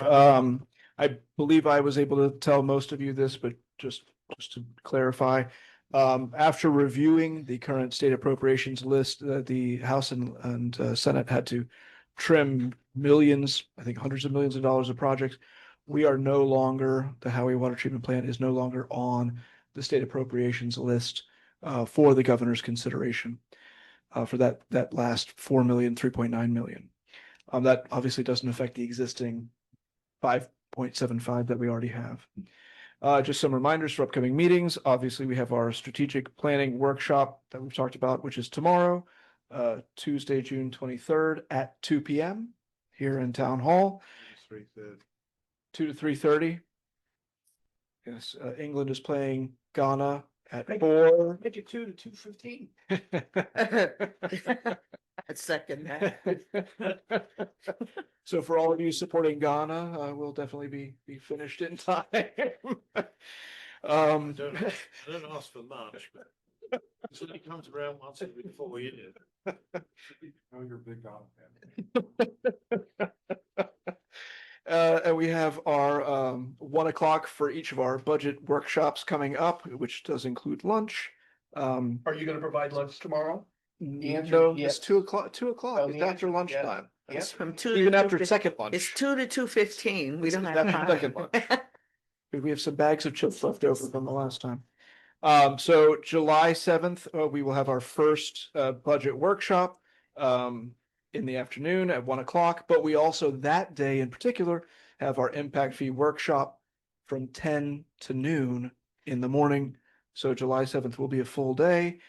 We have subsequent budget workshops on July 21st and August 11th. That's 2 weeks after each other, Tuesdays at 1. And that's all I have for today. Thank you very much. Yeah, I was unable to attend the MPO meeting last week, but I believe John was there, so hopefully he'll be able to report on it. Wait till you get to your best. And the other thing I'd like to mention, I know that Mitzi Maxwell attended the meeting.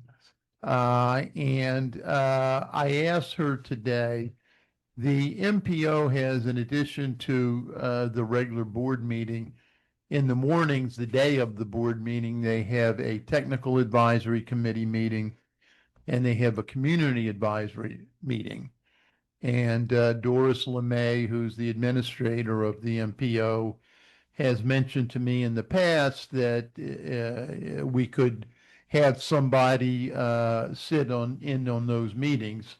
And what takes place in those meetings is that's where ideas are presented and then get passed up to the board.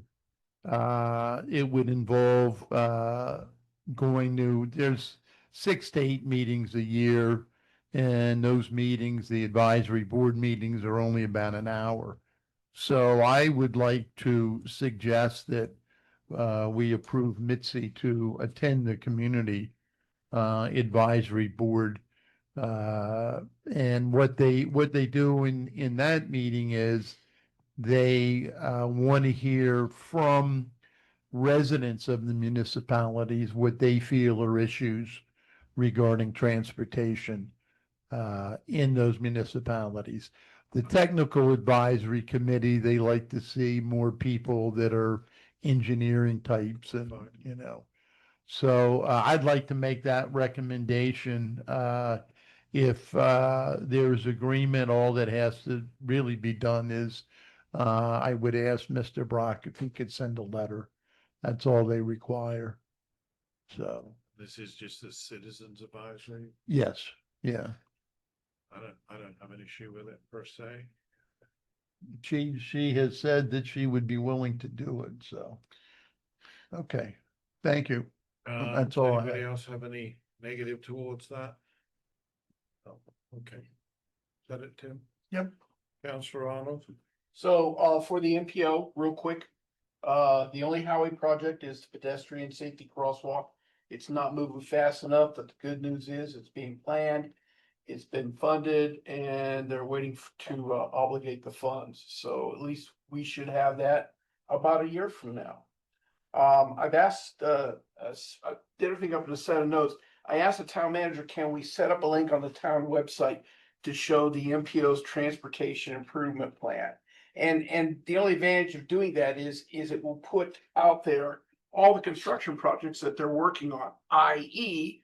you might have to be thinking about an alternate way to go to work in the future. They have their other list of unfunded projects, and that's for the first 10 years of the 25-year long-range plan. It's like, oh, okay. Yes, the list is way longer than the amount of money. So a little bit of information from the traffic safety. It costs roughly 11.1 billion to Lake County every year in terms of automobile accidents. Left-hand turns are the #1 accident. Wow, not a surprise. Number 2 is the speed. Tell you something you don't know, right? As far as traffic safety goes, traffic flow to the county, Howey's kind of in the sweet spot. We've got a lot of stuff going around us, not too much stuff happening to us. Maybe that's because we've got our speed limit set so low. I have no problem if we were to reduce it even lower. Oh, bicycle safety. So, there is an e-bike and a regular bike safety classes. We need to find out when those are. I think it'd be good. We could offer them up, kids, adults, etc. Because the #1 problem with bicycles is not stopping at the stop sign. And there's another website I'd like for them to load if they could. It's the congestion management process, and it shows real time traffic flow analysis as far as that goes. And then that's pretty much it. Just question the movement of the lines right around this intersection. Was that done in preparation for the changes to the intersection? Just those parts? Does anybody know? I do not know I that. don't know that, but that is what I assume, but I don't know that. Just seems weird that it's So far in advance? well, not just that, but just the fact that they moved it just there, because my understanding was that when they resurface it, they were going to move it the whole way around. So I don't know, just asking the question, because now we can't. When they resurfaced it, my understanding was that they were going to. No, that we as the council said no to that. They're gonna have to leave a certain amount of them unpainted, but for the rest of it, for the most part, it's gonna be painted off.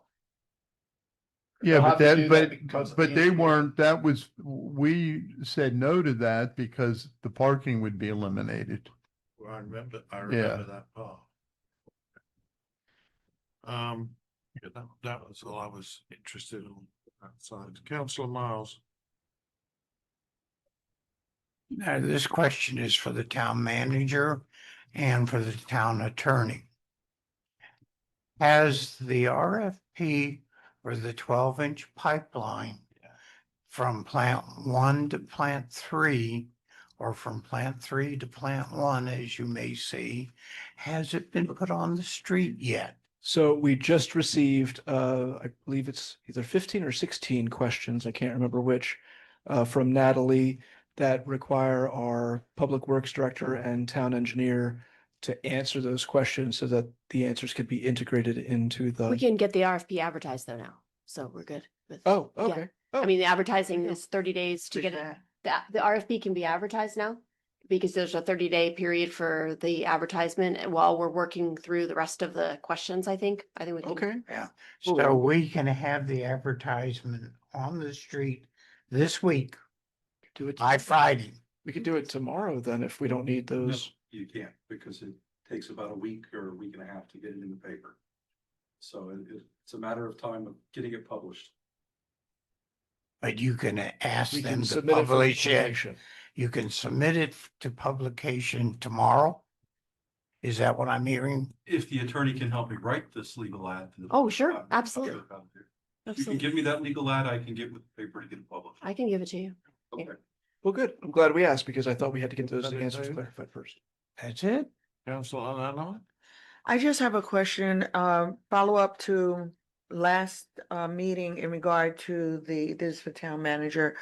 Regarding Hillside Grove, they cut down the trees and also what are they going to do about cleaning up that area? As well as about the storage. So I figured I'd lump my questions together. So I know, I think we lost Mr. Cates along the way, but I know Mr. Cates was talking to them about the cleaning up of the site. I have not heard a response back from him on that. As far as the self-storage goes, I did clarify, they are primarily, I don't want to say in a limbo state, but they are waiting to piggyback off of the road, the water, the sewer lines that'll all be coming in. That's even worse. Ideally with Hillside, well, I mean, That's even for worse. them, I mean, They that's. cut down all of our trees and then that is supposed to be phase 3 or 4, which Well, is the 2 to 3 roads years. and I'm not sure how the lines would be going in front of them in which phase, but I don't think they're waiting till the end of phase 3 to get all 3 of those elements done. I don't think that requires waiting till phase 3. God, they have to Does clean require that the area, infrastructure, though. please, and Yeah. thank you. That's wild. Anything else? No, I am adjourned. Oh, no, I'm sorry. Sorry. I just have two things. One is to remind those that have not done it yet that by July the 1st, you've got to submit your Form 1s. Sure. About next Tuesday. I'm done. I did mine.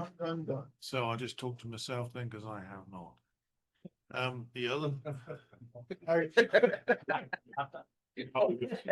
feel much better now. Haven't done mine either.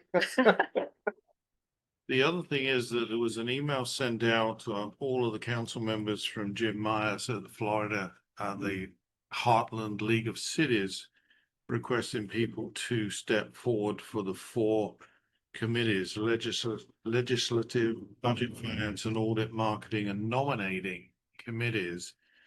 I'm happy to do the budget, finance, and audit. So I have 2 questions. One is, does anybody want to do any of the others? I'll be legislative. And the second thing is, do we need council approval? This came up in conversation about being on committees once before. Do we need council approval for anybody that wants to join those? Currently, we don't have a policy unless it's required by the body itself that there is a council approval. But we don't have a You town want to policy. give some time? No, I understand. I just wanted to be, I just wanted to be sure. Well, anyway, if you want to do that, then there's a form that's attached to the email. You need to fill that. Did you send me that email? Send it off, yeah. All right, and that's all I heard a rumor that a building services person had been hired. Yes, Tayanda just started last Monday, a week ago, today. Okay, I think it would be a good policy if somebody's hired that you notify all town councilors. I mean, it's just a courtesy thing. Where, so that where we're do we aware. stand on the code enforcement position? Mr. Cates, he did some interviews with myself. We made an offer. The offer was accepted. I don't know what the start, I think the person needed at least 14 days, 2 weeks notice at their current place of employment. So within 2 or 3 weeks, they should be on board. We also did Do we lose. have any other vacancies? How about where do we stand on our police position? We will be posting that position hopefully this week. And we also did just lose our library assistant. As of this past Friday was Hannah Van Wagner's last day with the town. So we'll be, I think the position was already posted. I think there may have been interviews already starting for that as well.